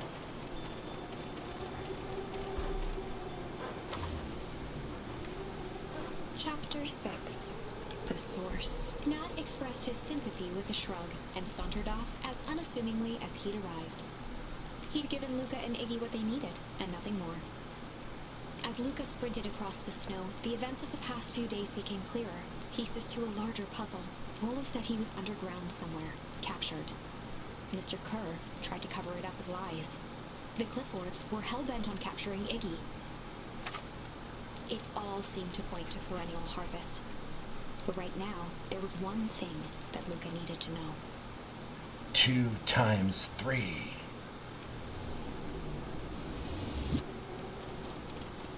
Luca stopped dead in his tracks. The tree was gone, uprooted and moved, leaving a raw gash in the earth.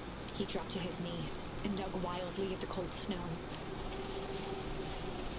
His numb hands hit something hard. A headstone. Oh, A dry whisper escaped Luca's lips. you're here. All this time I thought I was visiting you, but you'd be in here, alone, in the snow. Dad, I'm so sorry. They ruined your favorite spot in the world. Our favorite spot in the world. Dad, what do I do? There was no reply, just snow-covered silence. Why'd you give me the slip like that? What if I couldn't find you, you drake? Iggy finally noticed the tears welling in Luca's eyes and the snow-covered grave. Oh, Iggy, they stole his tree, Iggy. Yikes. Suddenly, they heard the crunch of approaching footsteps in the snow. We gotta hide. Oh. Kelvin. Follow this is still good. Dude, did you hear me? I said 259. Sorry. Everything what we did here, we saved a whole town of people. Doesn't feel like it sometimes. What about everything we left behind? That's the grave of someone with a family. The people who love them will never know the truth. The truth is overrated. He bent down to scoop up a snowball and lobbed it playfully. Hey, don't be such a downer, dude. We took this job to change the world. Yeah, come on. It's almost lunchtime. Did you saunter out of there? Oh, weirdo. In his little salsa dance off of the snow. The snow salsa. Here I thought I was a joke. These dinguses are out here literally dancing on graves. Luca stuttered through heaving sobs. Oh shit, I didn't even think about the fact that he danced. Oh my god. I thought I was visiting him. I thought he was with me. Not gonna lie, that's a bad break. Here's some Iggy advice. gave Luca a solid smack on the back of his head. Hey, who's any of this helping? What? Sitting here in the snow crying like some pushover? Who you helping? Like, look what they did. They lied to everyone. Blah, blah, blah. Luca Van Orn, you're a lot of things, but you ain't no pushover. What did I tell you before? When some jerk comes at you acting like your horse's ass, I should stand up for myself. Hell yeah! Kerr and his merry little band of clipboards pulled off the switcheroo for a reason, right? Matt mentioned something about a source. Luca wiped his eyes with his sleeve. Whatever's at the source must be awfully valuable to perennial harvest. Sure would be a shame if something unfortunate would happen to their precious source, wouldn't it? What do you have in mind? If it's small enough to steal, we snatch it. If it's too big to snatch, we smash it. What if it's too big to smash? He flashed a mischievous smile and cracked his neck. I'm always up for a challenge. I'm gonna make this right, Dad. I promise. Let's do this. Uh-oh. No, you don't want to do any. I don't want to do anything to the source. It can get awful cold out there in those woods, Luca. Perhaps best you two stay put and conserve your energy. Help's on the way. Where's Rolo? Where's my mom? Did you kill her? Oh, heavens no. Do I seem like a killer to you? Iggy and Luca shared a skeptical look. No, you had someone else do it. Well, do I? Ah, shucks. Now that hurts my feelings. Plan we act like a horse. Yeah. Screw that guy. The horses ass this up. Wait a minute. If this is the original town, then that means... Iggy darted behind a large pine and began digging furiously. He emerged holding a shoebox with a crude skull painted on its lid. What's that? Long story. So a few years back, I came into some possession of some premium-grade fireworks. Not the wimpy firecracker stuff they give kids, the good stuff. Why did you bury it under a tree? That's a long part of the story. You and Rolo were doing chores at Rolo's chicken coop. And you guys pissed me off for some reason or another. Luca rolled his eyes with realization. No, you didn't. Iggy stifled a chuckle. Yep. I just wanted to give you guys a little scare. But like I said, these were some primo fireworks, so I might have underestimated things. You blew up the chicken coop? I prefer to think of it as an incendiary redecoration. Sorry, but you should have seen the looks on your faces. Rolo got grounded for months, which is why I needed to stash the evidence and lay low.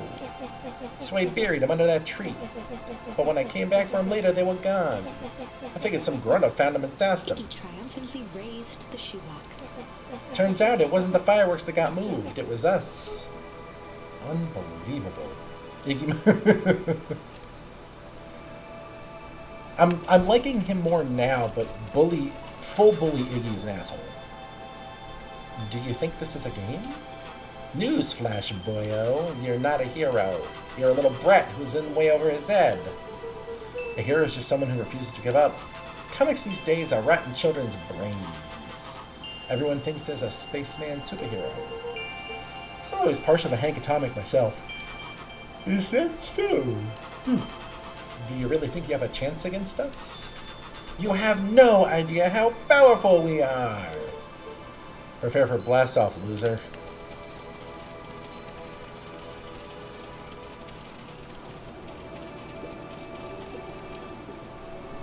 Frickin'. Just like this whole stinking place. Ooh, sweet. That was actually a thing to explore. Let me keep exploring before I do anything. Oh, I wonder if that's another, like, one of my new options is going to be good cop, crooked cop. Which is just every... Never mind. Anything else? Anything else over here? Find anything else over here? No, okay.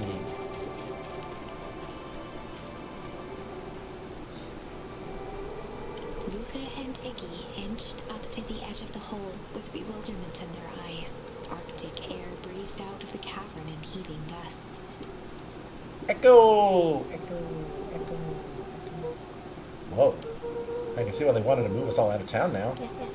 But why would they dig up a giant hole? I think this is it. This is the source? It's a dang hole? Let me smash a hole! Ah, crap. Oh, it's much more than that, my annoying little friend. Kerr, where's Rolo? I wasn't lying before, he's safe. Well, safer than you two, at least. Drat, it's cold. You just had to drag me all the way out here, didn't you? Mr. Kerr gazed down the abyss in contemplation. It really is something, isn't it? What did you do to our town? What is all this? Well, that's a doozy of a question. This is the source where they collect the unrefined, Scratched the back of his head. Honestly, boys, I don't understand any of this well enough to explain it. Fact of the matter is, I'm not paid to know. What do you mean you don't know? Ain't you in charge? Oh, heavens no. My role is merely to flash a winning smile and manage various complications. Complications like us? You are a smart boy. His face contorted into a saccharine. It really is nothing personal. Some people are destined to strive for greatness, and others are simply obstacles along the way. Seems like you are destined to be a creepy lackey. The point is, we all play our part in life. Mine just happened to be a lead, in the role of a lifetime. And you happen to be extras, ready for your curtain call. We aren't giving up without a fight. Your smile's not going to be so winning after we're done with you. Now, boys, there's no need for melodrama. It makes even a professional such as myself embarrassed for you. Let's change the mood a bit. Kerr snapped his fingers. Wait. Oh, that's a pretty good one for me. Scene change. Ah, crap. There, that's better. Deal with them. Iggy turned to Luca with a sly glance. Why are you smirking? Because I have a box full of fireworks and you don't? Iggy waved the box into the air, threatening to drop it down the hole. Stop. Let's not do something regrettable. Joke's on you. Regret is one of my specialties. Out of curiosity, what would happen if I threw these in your precious hole? Whoa, precious hole. Nothing. Nothing at all. You're a terrible liar. I'll have you know I'm an exceptional liar. Bup, bup, bup. That's far enough. Iggy plucked a single bottle rocket from the box and held it up with reverence. Stop, you fool. Call of you goons. After a long pause, Mr. Kerr flung up his hand with frustration. Very well. You can all head back for the night. It's been a long day. I'll handle these two from here. Mr. Kerr sighed into the frigid air. It's just us now, Iggy. You put that down. What, like this? With a nonchalant flick, Iggy tossed the firework into Ah, the crap. Iggy!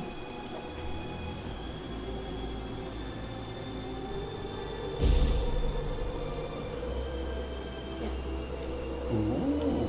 Whoa. With a growl, Kerr leapt at Iggy, crashing through Luca. Oh, shit. Oh! Iggy Oh, tried fuck. to twist away, but in the struggle they both tumbled over the side. Luca dove forward, bracing Iggy's hand just before it slipped. His grip was made precarious by the cold, wet snow. Shit. He could see Kerr further down, clinging to Iggy's coat. You reckless child, what have you done? Luca, listen to me. Hold on tight and use the walkie-talkie to call them back. What channel do I use? It doesn't make a damn difference, they're always listening. If you do that, the clipboards just haul us up and snag us both. The only way you get out of this is if Kerr is out of the picture. Just let go and save yourself. If he lets go, we both die. I don't want to die, but seeing the look on your face almost makes it worth it. Mr. Kerr, you've had a long life. Why don't you actually do something selfless and just let go? Mr. Kerr gasped with insult. Long life? I'll have you know, I can still play 25. You should have heard me singing the part of Phileas Young. With a wild look in his eye, Mr. Kerr began to hum a proud melody. Brum dum dum, pruppity dum dum. Wow, can you believe this guy? Oh, I got another one.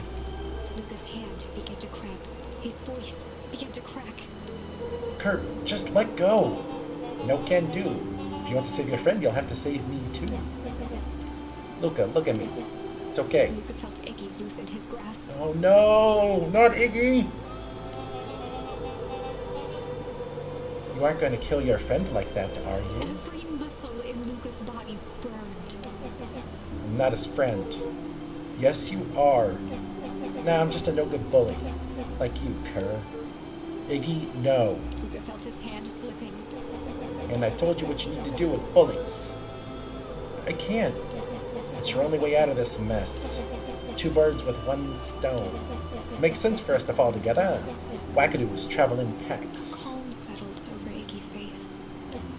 Luca, let me do this. Iggy's voice was colder than the bitter air billowing from the chasm. Fuck! Let me do the right thing for once. Oh, I have another choice? Oh no.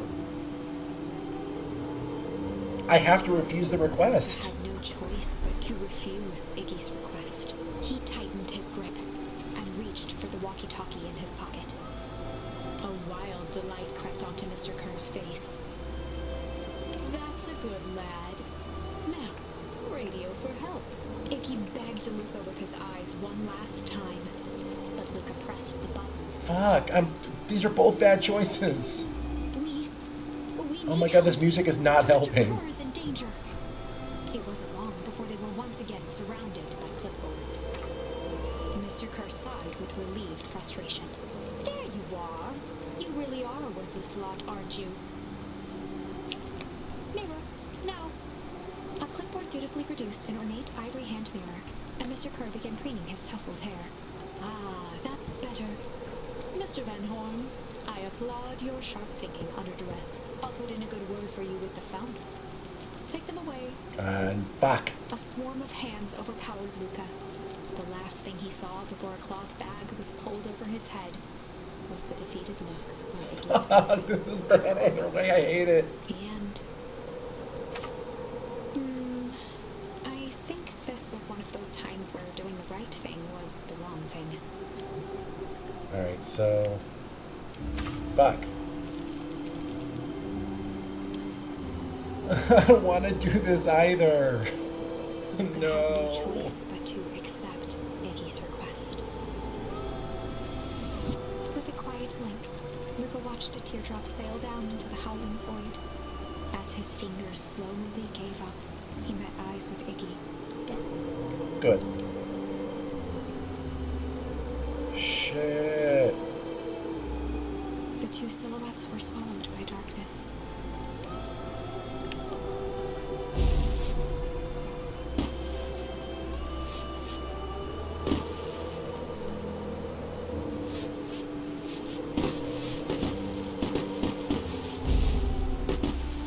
Oh, but it's going to catalyze the freeze anyways. I love a goodbye, Iggy.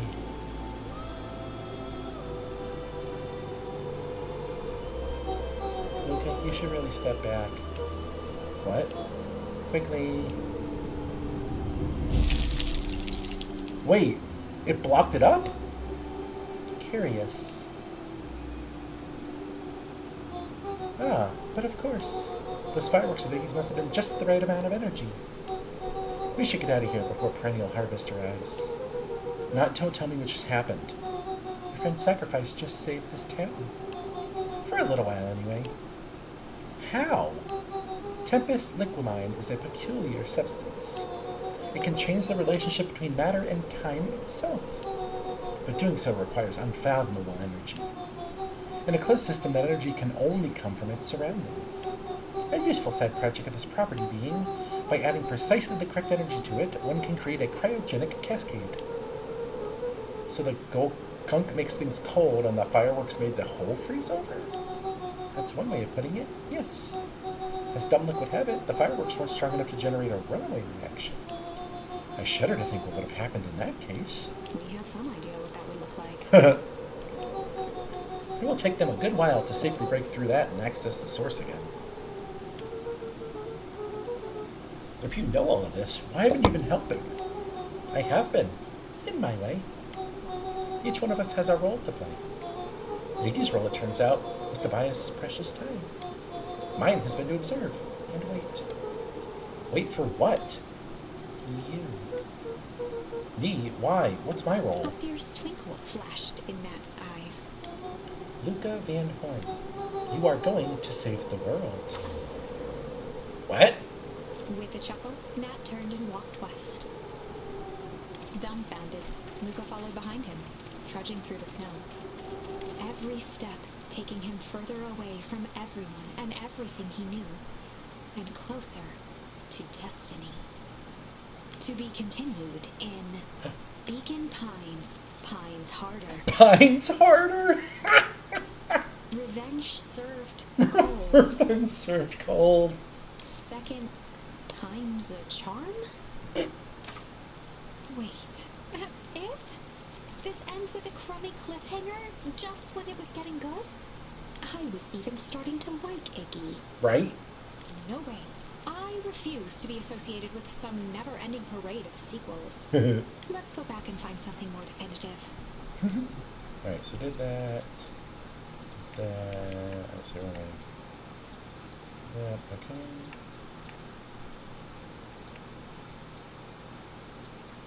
Wait, where was the crooked? Did I miss the crooked? Oh, maybe I just haven't gotten to a place where crooked shows up yet. Alright, so got both of those. Got both of those. Got that. Got that. So yeah, I hum instead of weep at the pit. Okay.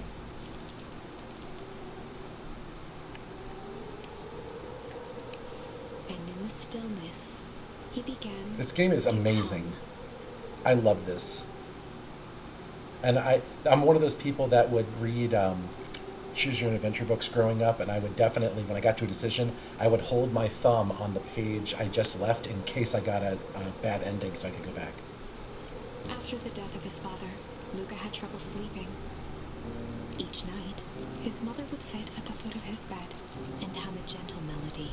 It was the only thing that could calm his mind, the only thing that, however briefly, could make it all seem okay.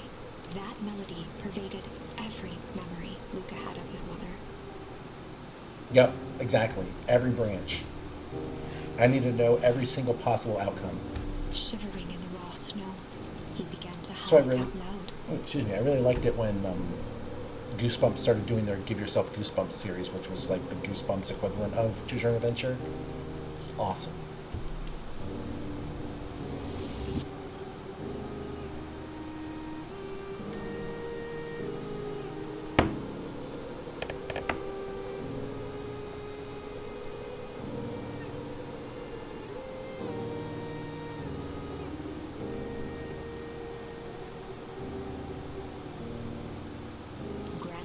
Torch, listening closely.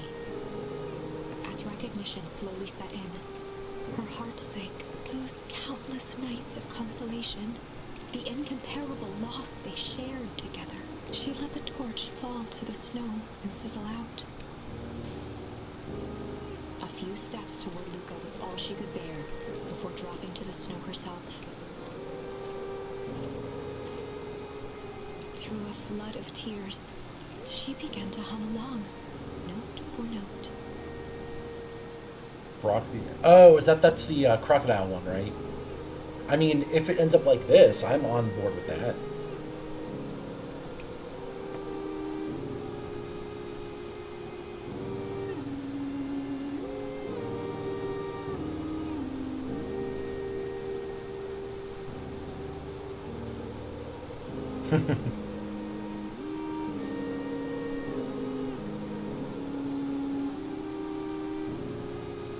Lifted his head in astonishment. The last time he heard that melody was the last night he saw his mother.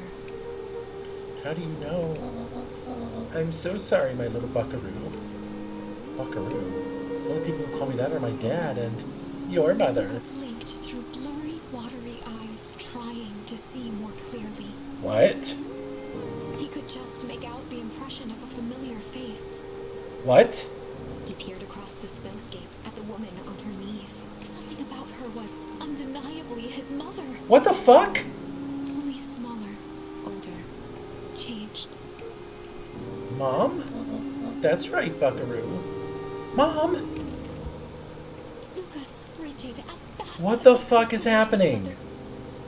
They held each other close, and the cold retreated from their Why bodies. is my mother/grand a time traveler?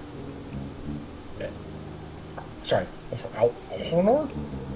I thought they were gone. You should have known I would never abandon my son. Eleanor looked down at Luca, tightening her embrace in an appeal for forgiveness. How? You're a smart man, Joseph. I thought you'd have pieced it together by now. You were exposed. Mom, I don't understand any of this. What happened to you? Where did you go? Why did you leave me? I never left you. I was always right here, Luca. Why did you lie to me? It tore me up, Luca, but I did it to keep you safe. I thought that getting answers would help us both move on. But the more I discovered, the more I realized the danger we were in. Until perennial harvest was stopped, it was better if everyone thought I was gone. You could have trusted me. These are bad people, Luca. They won't stop until they get what they want. And they don't care who gets hurt in the process. Then what do? We have to stop them. Joseph slumped into the cold, wet snow. They can't be stopped. This is too big. I tried beating them at their own game. I'm done fighting fire with For the fire. first time in a long time, her voice felt like her own again. No more lies. I see now. There's a better way to stop perennial harvest. The cold, hard truth. Luca gazed down at Nuncreed with pity. He looked small. Joseph stared into the snow, as if searching it for answers. Come on, everyone. We've got a party to crash. No lies, only murder. Hold on, I have to stare at this hole in the ground for a little bit longer. It's chilling. You don't understand. He always wins. Chapter 9. The Devil You Know. 7 months ago. Eleanor Van Horn crept down the maze of sterile hallways under perennial harvest. She stopped in front of the large steel door marked Deep Engineering. No turning back now. She raised a trembling hand. The stolen keycard worked as promised, and the door buzzed open with mechanical efficiency. She was immediately hit with the smell of disinfectant. It was some sort of laboratory. In one corner was a desk covered in papers. Across the room stood a tall metal pod with hoses protruding from its base. She rushed to the desk and began shifting through the piles of papers. They were experiment reports on something called Tempest Liquamen. There were dozens of them. Every one stamped failed. Eleanor heard the sharp echo of footsteps approaching. She was out of time. Her eyes scanned the room, eventually landing on the strange pod. Uh-oh. Muttering a curse under her breath, she dashed over and dove inside. So maybe that's why she got aged. Oh, because he did say that her mom disappeared 6 months ago, and that's when Gran showed up. And that is what change is all about.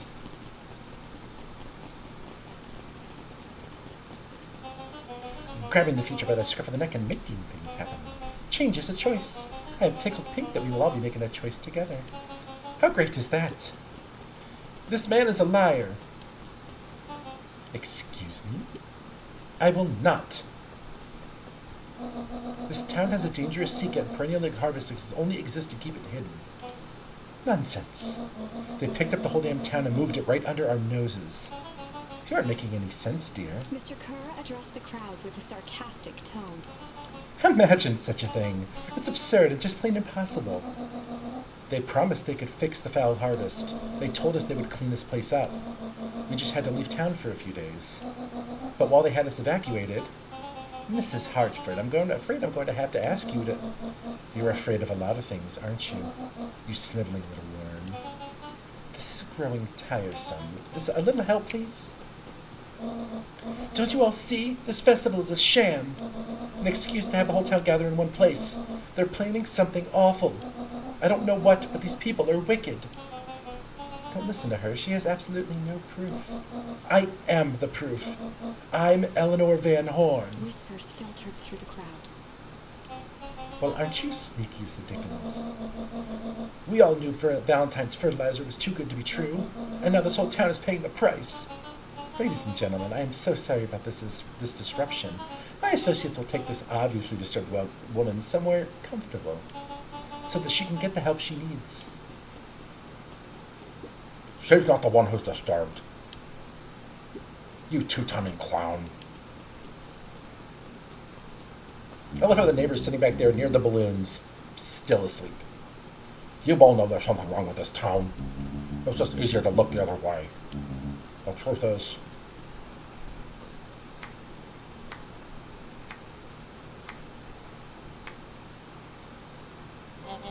That's quite enough, Mr. Nuncreed. Torment dragged on Joseph Nuncreed's face. yes, sir. Take them away. No, I want them to see this. Ah, the tempestuous Eleanor Van Horn. You've been quite the thorn on my side, like a weed that's burrowed in where it doesn't belong. I must confess you look dreadful. He paused for a moment, plucking a piece of fuzz from his sweater and discarding it to the ground. Consider yourself in your company. You've managed to pull one over on me. It won't happen again. I knew you had some sort of plan to disrupt a little party. But alas, I expected something a little more impressive than incoherent rambling. No matter, your failures are yours to bear. Mr. Kerr? Yes, sir. It's a shame it was cut short, but I thank you for that rousing oratory. I will take it from here. Yes, sir. Of course, sir. You've done quality work for me, William. You can look forward to the recompense we agreed on. Kerr gave a bow of deference. Founder, you are most gracious. Oh, he's the founder. Gasps rippled through the crowd. Thankfully, we can dispense with the formalities from here on out. Solomon pulled a glass vial from his pocket. In one smooth motion, he downed its contents. A triumphant smile grew across Solomon's lips. You can all call me Sharper Valentine. His body and face began to contort and expand as he disappeared into a belching green It was, mist. so that's why she aged and he...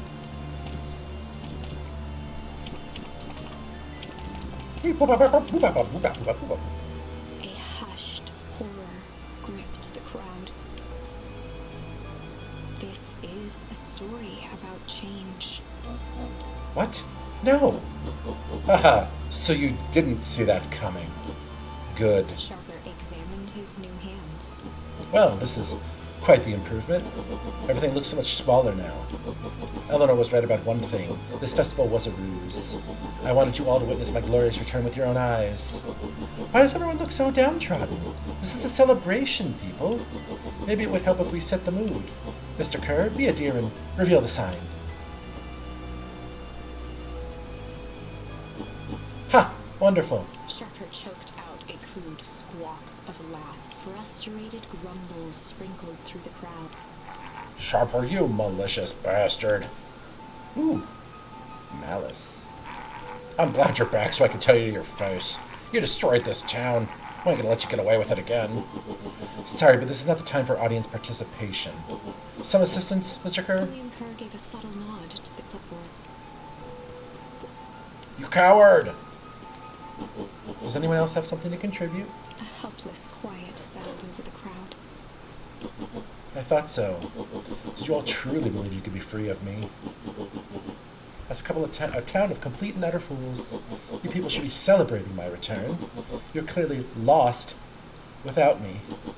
And that leads me nicely to my children. Daddy, I give you both the greatest gift a parent can give, the opportunity to prove yourselves in my absence. Squandered. To say I'm disappointed would be an understatement. But Silence, Augustus. Adult is speaking. I don't know which is worse, a son who's completely helpless, or a daughter with such potential who inevitably lets me down. Eris, you fail me with an admirable consistency. Thankfully, I was counting on it this time. Father, I have been wasting time, my dear. What have you accomplished? Let's focus on cementing our legacy. Legacy? Who needs a legacy when you can just live forever? But what about... It's all right, kiddo. I'm afraid you suffer from a complete lack of imagination. There's just no helping it. Now then, where's Joseph? You didn't take the opportunity to slip off, did you? Ah, here he is. Everyone should give him a hand. None of this would have been possible without Joseph. I think you've said enough. Nonsense. The people deserve to know how helpful and loyal you've been. I only did what I did because he left me no choice. You always had a choice, Joseph. You were just simply too weak to take it. No matter. Cheer up. You were about to be rich beyond your wildest dreams. You should follow Mr. Kerr's example. When I found him, he was in sorrier state than any of you. An aging actor, desperate to recapture his youth. He played his part, and soon he'll be able to play the leading man again. Forever, in fact, if he remains loyal. That goes for all of you. Well, those who haven't already frittered away my goodwill. Beacon Pines is mine again, and I'm willing to share its spoils in exchange for absolute loyalty. You say me and Kerr was never in charge of perennial harvest? Ha! You think that puffed up blatherskite could have accomplished all of this? Dawn, I suppose it's time for your big exclusive. Sharper addressed the crowd with indignant pride. He'd planned this moment for so long that now, at the deed's fruition, it almost felt frivolous. You see, I needed a figurehead to hold things down while I orchestrated my return. Someone to misdirect, lie, and bilk this town for a spell. So I invented William Kerr. Take your bow, you've earned it. Mr. Kerr flourished a preposterously elaborate bow. Patrick C. Montesquieu, thespian extraordinaire, at your service. Founder, I just want to thank you again for this opportunity. It truly was the role of a lifetime. Right. So this Bill Kerr was a patsy the whole time? Patsy! Ha. Now that your secret is out in the open, what's to stop this town from rising up against you? Oh, that's the delicious part. Fear. Thanks to our clipboards, I know what each and every person in this town fears most. And I will make those fears manifest for anyone who steps out of line. The choice is simple. I'm not afraid of you. Ha, the young hero. I've kept a keen eye on you, boy. You and your friends made a habit of disrupting my plans. What a pity. If things would have gone a bit differently, you might have had your moment of triumph. But that's fate for you. You can't do this. Oh, but I can. I have won. Never underestimate what a great man can do, given time. And now time is my plaything. Perhaps the most expensive thing I've bought, but well worth it. Sharper coughed up one final laugh and cracked his knuckles. Enough chit-chat. Let's get to work, shall we? And so, Sharper set about remaking the town in his own image. One might say a sharper image. The fertilizer factory soon reopened for business. Sales rose steadily as more and more farmers across the countryside began to swear by its miraculous properties. Beacon Pines became famous, a secretive town that, for the right price, shared its gifts with all. Gifts that became more and more necessary in a world where winters grew longer and longer. The end. Boo.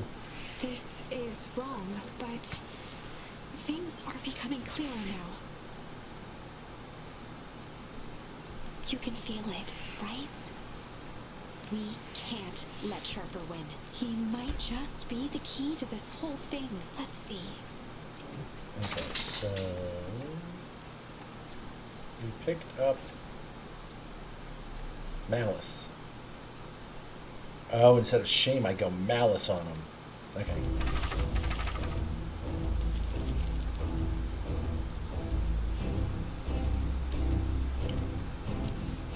There was a malice lurking behind those eyes, like a trap ready to spring.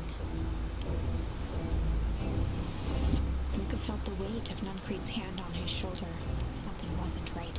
He didn't know why, but something was telling Luca to get out of there. I just want this all to be over. Of course, I'm sure it'll all work out soon enough. I should get going. I told Roxy I'd check the roll at the treehouse. Luca twisted free of Nuncreed's grasp. Of course. Luca, you know your dad and I were good friends back in the day. You can come to me with anything. Anything at all.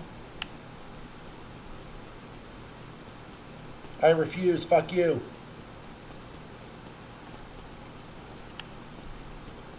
And fuck you too, fake child. The festival decorations are a bit humdrum. Now, if I were to throw a festival, it would be a thing to behold. I agree, this is all a little more sad. It's worse than sad, it's boring. What if we did a little something to spice things up?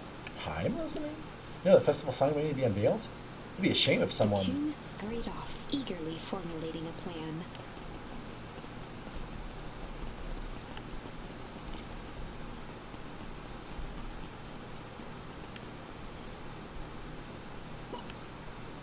Identify yourself, please. Nellie Modwell. I work here now. I am unable to locate you in our staff roll.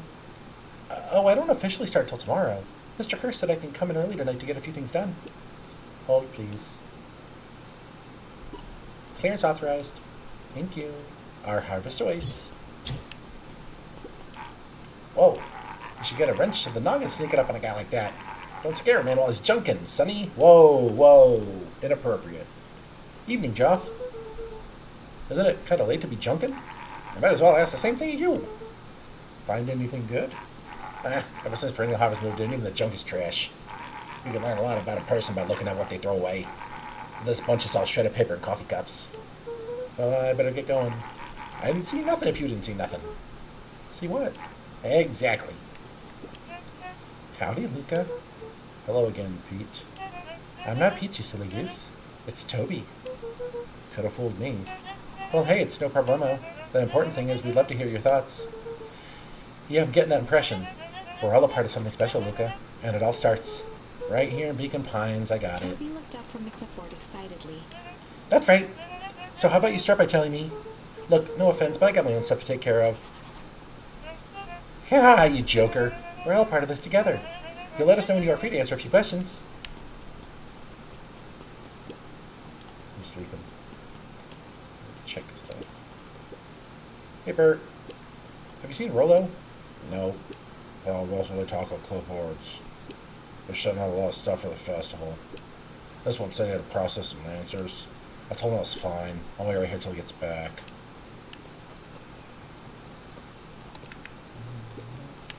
Oh, I meant to check that sign real quick.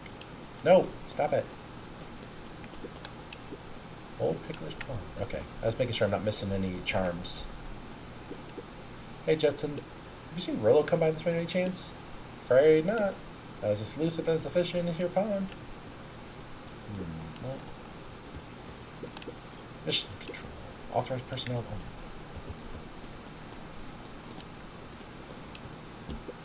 Rollo? He aired a long holler into the woods. Rollo! Rollo, wherever you are, I hope you're okay. Luca felt his eyes getting heavy and plopped into the beanbag. Flop. He conceded to It's a very bouncy beanbag.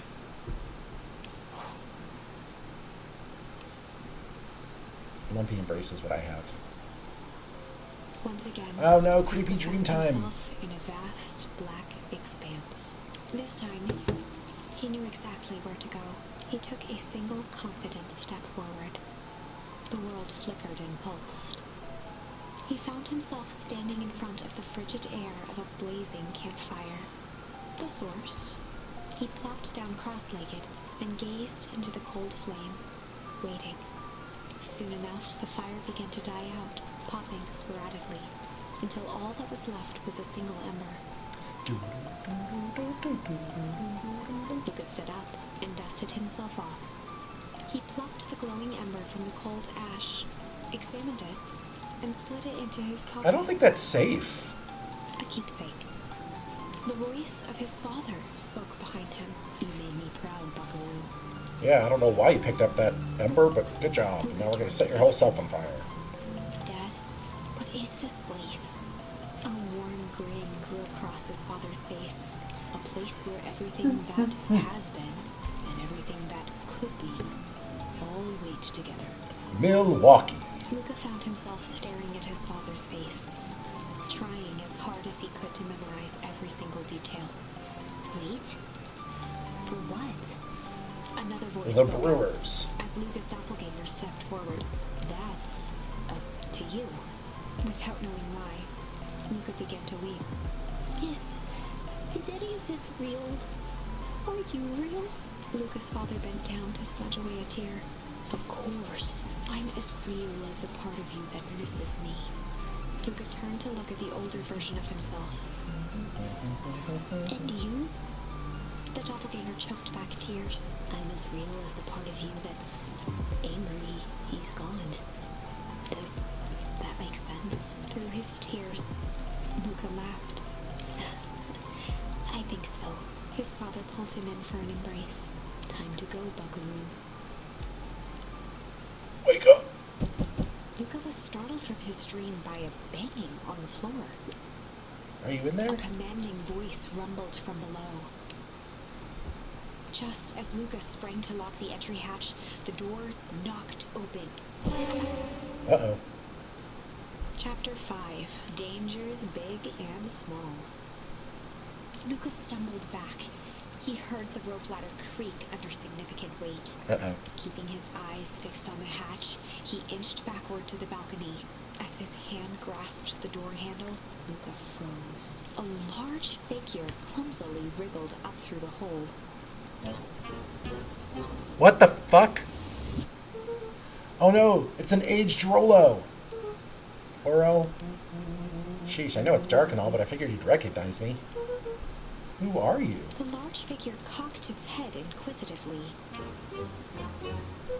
Stop right now or I'll clobber you with a baseball bat. Whoa, whoa, whoa, take it easy. Luca, you need to get your eyes checked. It's me, Rollo. Nice try, but I know you aren't Rollo. You're like one of his random uncles or something. Where is he? Uncle? Luca, quit messing around. It's me. If it really is you, prove it. Flaming chicken coop, Luca. Luca's jaw dropped. He peered more closely at the man standing in front of him. Something about him was undeniably Rollo, only bigger, older, changed. How? What happened to you? When I was running away, I ran into more people in those yellow suits. They grabbed me and dragged me away.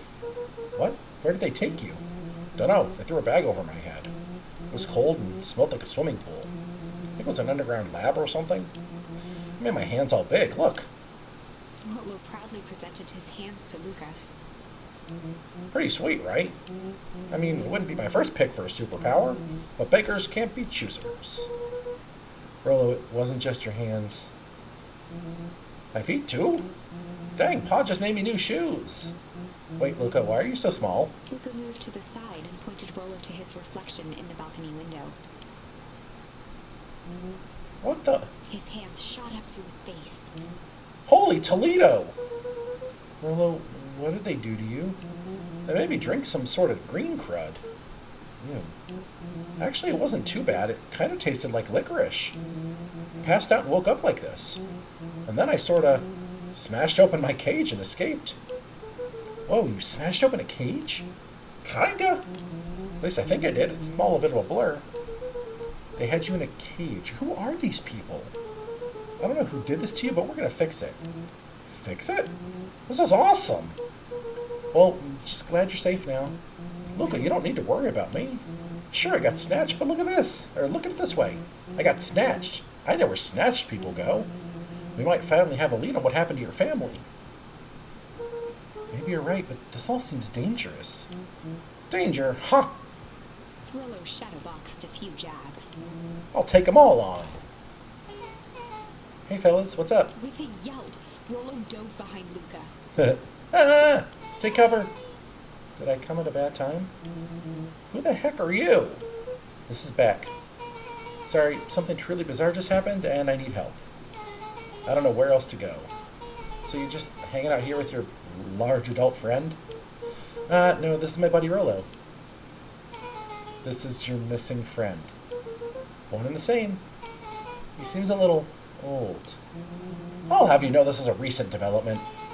The heck does that mean? Oh, I'm sorry, you're the one who just showed up out of nowhere. So we'll be asking the questions here. It's fair. How did you find us? Your silly little treehouse? I think you mean our silly little mission control. I had to break it to you, but your secret path isn't so secret. And I can hear your racket from a mile away. See, Luca, this is why we need to improve security around here. Not now, Rollo. Beck, you said something bizarre happened? Yeah, but... She shot a nervous glance at Rollo. Anything you say around me, you can say around Rollo. This has been a weird day all around, hasn't it? Yep. Beck's eyes narrowed. Okay, so it all started when I made it back home. My first order of business was to try to salvage my hair, so I dyed it with some stuff from the chemistry set my mom gave me. Oh, that's a bad idea. Okay, just need to play it cool and hope no one notices. Notices what? Oh, nothing, I was just... Come over here and let me have a look. Oh, honey, what in the world did you do to your hair? It just kind of felt like a change. It's gonna take forever to grow out. You're the one that said the change was a good thing, right? I was talking about your mother's new job. I was talking about us moving. Well, I guess I just took your lesson to heart. Ilona tried to put on a smile. Before I forget, I came up here to tell you that Nellie had to go into work. Tonight? Her and Mr. Kerr decided it would be good for her to get some things done before tomorrow. That Kerr guy seems like a grade A creep. Heck, he is. Him and his weird cult of personality. You are not going to ruin this job for Nellie. It means too much to her. Oh, I know exactly how much it means to her. It means enough for her to exile her daughter to this podunk town. This place sucks. These people are weird. You just don't know them yet. It's always cold. We're in the mountains. You'll get used to it. Can't even pick up a single decent station on the radio. It's like banjo music and farm reports. You know how I grew up in a town not different from this one? Is that why you're better at talking to plants than people? Okay, so here's what we're gonna do. First of all, you're grounded. What? In the morning, I'll have Nellie come and see what we can do about fixing your hair. You need to look presentable for the festival. But not another peep. She sighed, and after a moment, looked down at Beck sympathetically. I know moving is hard, honey. But that doesn't mean you have to make yourself miserable all the time. Other people seem to have that covered for me.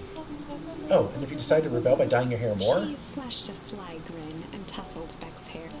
I'll just shave it for you. Think about how rebellious you'll look then. Very funny. Thank you. Good night, sweetie. Good night, Mom. Wait. First of all, this town does not suck. Second, you need help because you got grounded? No. Sorry you got in trouble. It's my fault your hair got screwed up in the first place. Don't worry about it. I actually kind of like this look. Great. Can we get back to the story now? Next part is the important bit. I have this radio that I upgraded with my mom, and I was too angry to sleep, so I tried to dial in something worth listening to.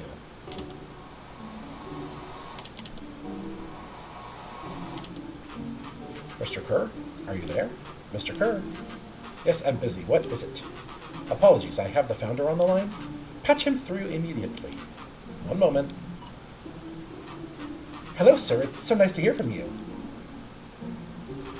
Skip the pleasantries. What is your report on our new lead researcher of deep engineering? Nellie Modwell seems to be integrating nicely. At this very moment, she's working to help us meet our deadline. She offered to help work overtime before I even had the chance to suggest it. Excellent.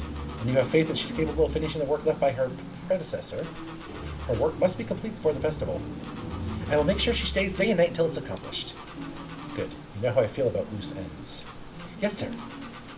Once she has finished the work, we need to make a determination regarding her long-term prospects in the company. Immediately, sir? I usually have more time to fully bring people into the fold. We are in the end game, Bill. After your failures with Dr. Prescott, I can't afford to take any risks. Of course, sir. No loose ends, sir. When she finishes the work, she will either leave the office completely committed to perennial harvest, or she won't leave at all. Perfect. Sir, if I may suggest, maybe we should delay, just for a bit. Oh? It's just, we seem to be rushing to hit this festival deadline, and rushing into things has caused some issues in the past. I see. Please understand that I just want what's best for you. I'm eternally grateful for all that you've done for me. Bill, I'll make this very clear for you. I brought you in to make these things run smoothly, not to have opinions. Of course, sir. Chin up, Bill. You're only a few days away from having everything you've ever dreamed of. Yes, sir. Thank you, sir. Whoa. Yeah. Just so we're clear, when they say loose ends, they're talking about murder, right? Like actually killing someone? Capital murder? Luca gave Rollo a quick elbow to the ribs. Who is this founder? I was hoping you guys would know. Now, as far as we know, Kerr is on the top banana at Perennial Harvest. He sounded scared of this founder guy. So we have an even topper banana on the field? What the hell's my mom caught up in? Has she talked about the job much? Not really. She said she was going to come in and continue to work as someone she respected. Luca, do you think that body at the warehouse was the person Beck's mom came to replace? That would make sense. Beck, it seems like Nellie's predecessor, got loose-ended. I'm getting that impression. Okay, so we need to get your mom out of there before the festival happens. It's 2 days away. Won't she just come home after work? The creep on the radio said they were going to hold her there until then. So if she's not coming out, we got to go in and get her. Beck flicked a large sheet of paper out of her pocket and slammed it on the floor. Maybe this will help. You have blueprints? Well, it's really just a welcome mat for my mom's PH orientation. But it shows the layout. Sure looks like blueprints to me. Look, here's the reception area. There's a big room marked Founder's Office. It even has the exits marked. Guys. We have a deadline. We have an objective. We have blueprints. You realize what this is, right? Rollo started to wiggle with excitement. I think we're heisting. This is officially a heist. Chapter Chapter 6. Rolo giggling, saying, I think we're heisting. Oh, perfect. The heist. They spent the night's end huddled around that small map, formulating a plan to infiltrate the headquarters of Perennial Harvest. It would be no small feat. A modern facility equipped with all manner of technology, not to mention the swarm of clipboards that would most certainly be scattered throughout. Swarm of clipboards. By the time the sun began to peek through the car window used as a makeshift balcony door, all were in agreement. Wow, they're late. This could just work. The final day before the festival would be used to prepare. Hells yeah, we're going to Ocean's 3 them. They'd need to pull every resource at their disposal, pull every favor with a thread, even enlist some unsavory characters around town with important tasks only they were suited for. Luckily, there was enough ill will and mistrust toward Perennial Harvest that alliances could be found at a bargain. Luca, Beck, and Rollo rubbed their eyes as they exited the treehouse. They hadn't slept at all that night. There was no time. The festival was to begin in one day, and they each had their assignments. Luca's job, go to sleep. Alright, quick recap. Rolo, you're going to talk to Roxy. Cordially. Without her and Fitz, this whole thing could go bust.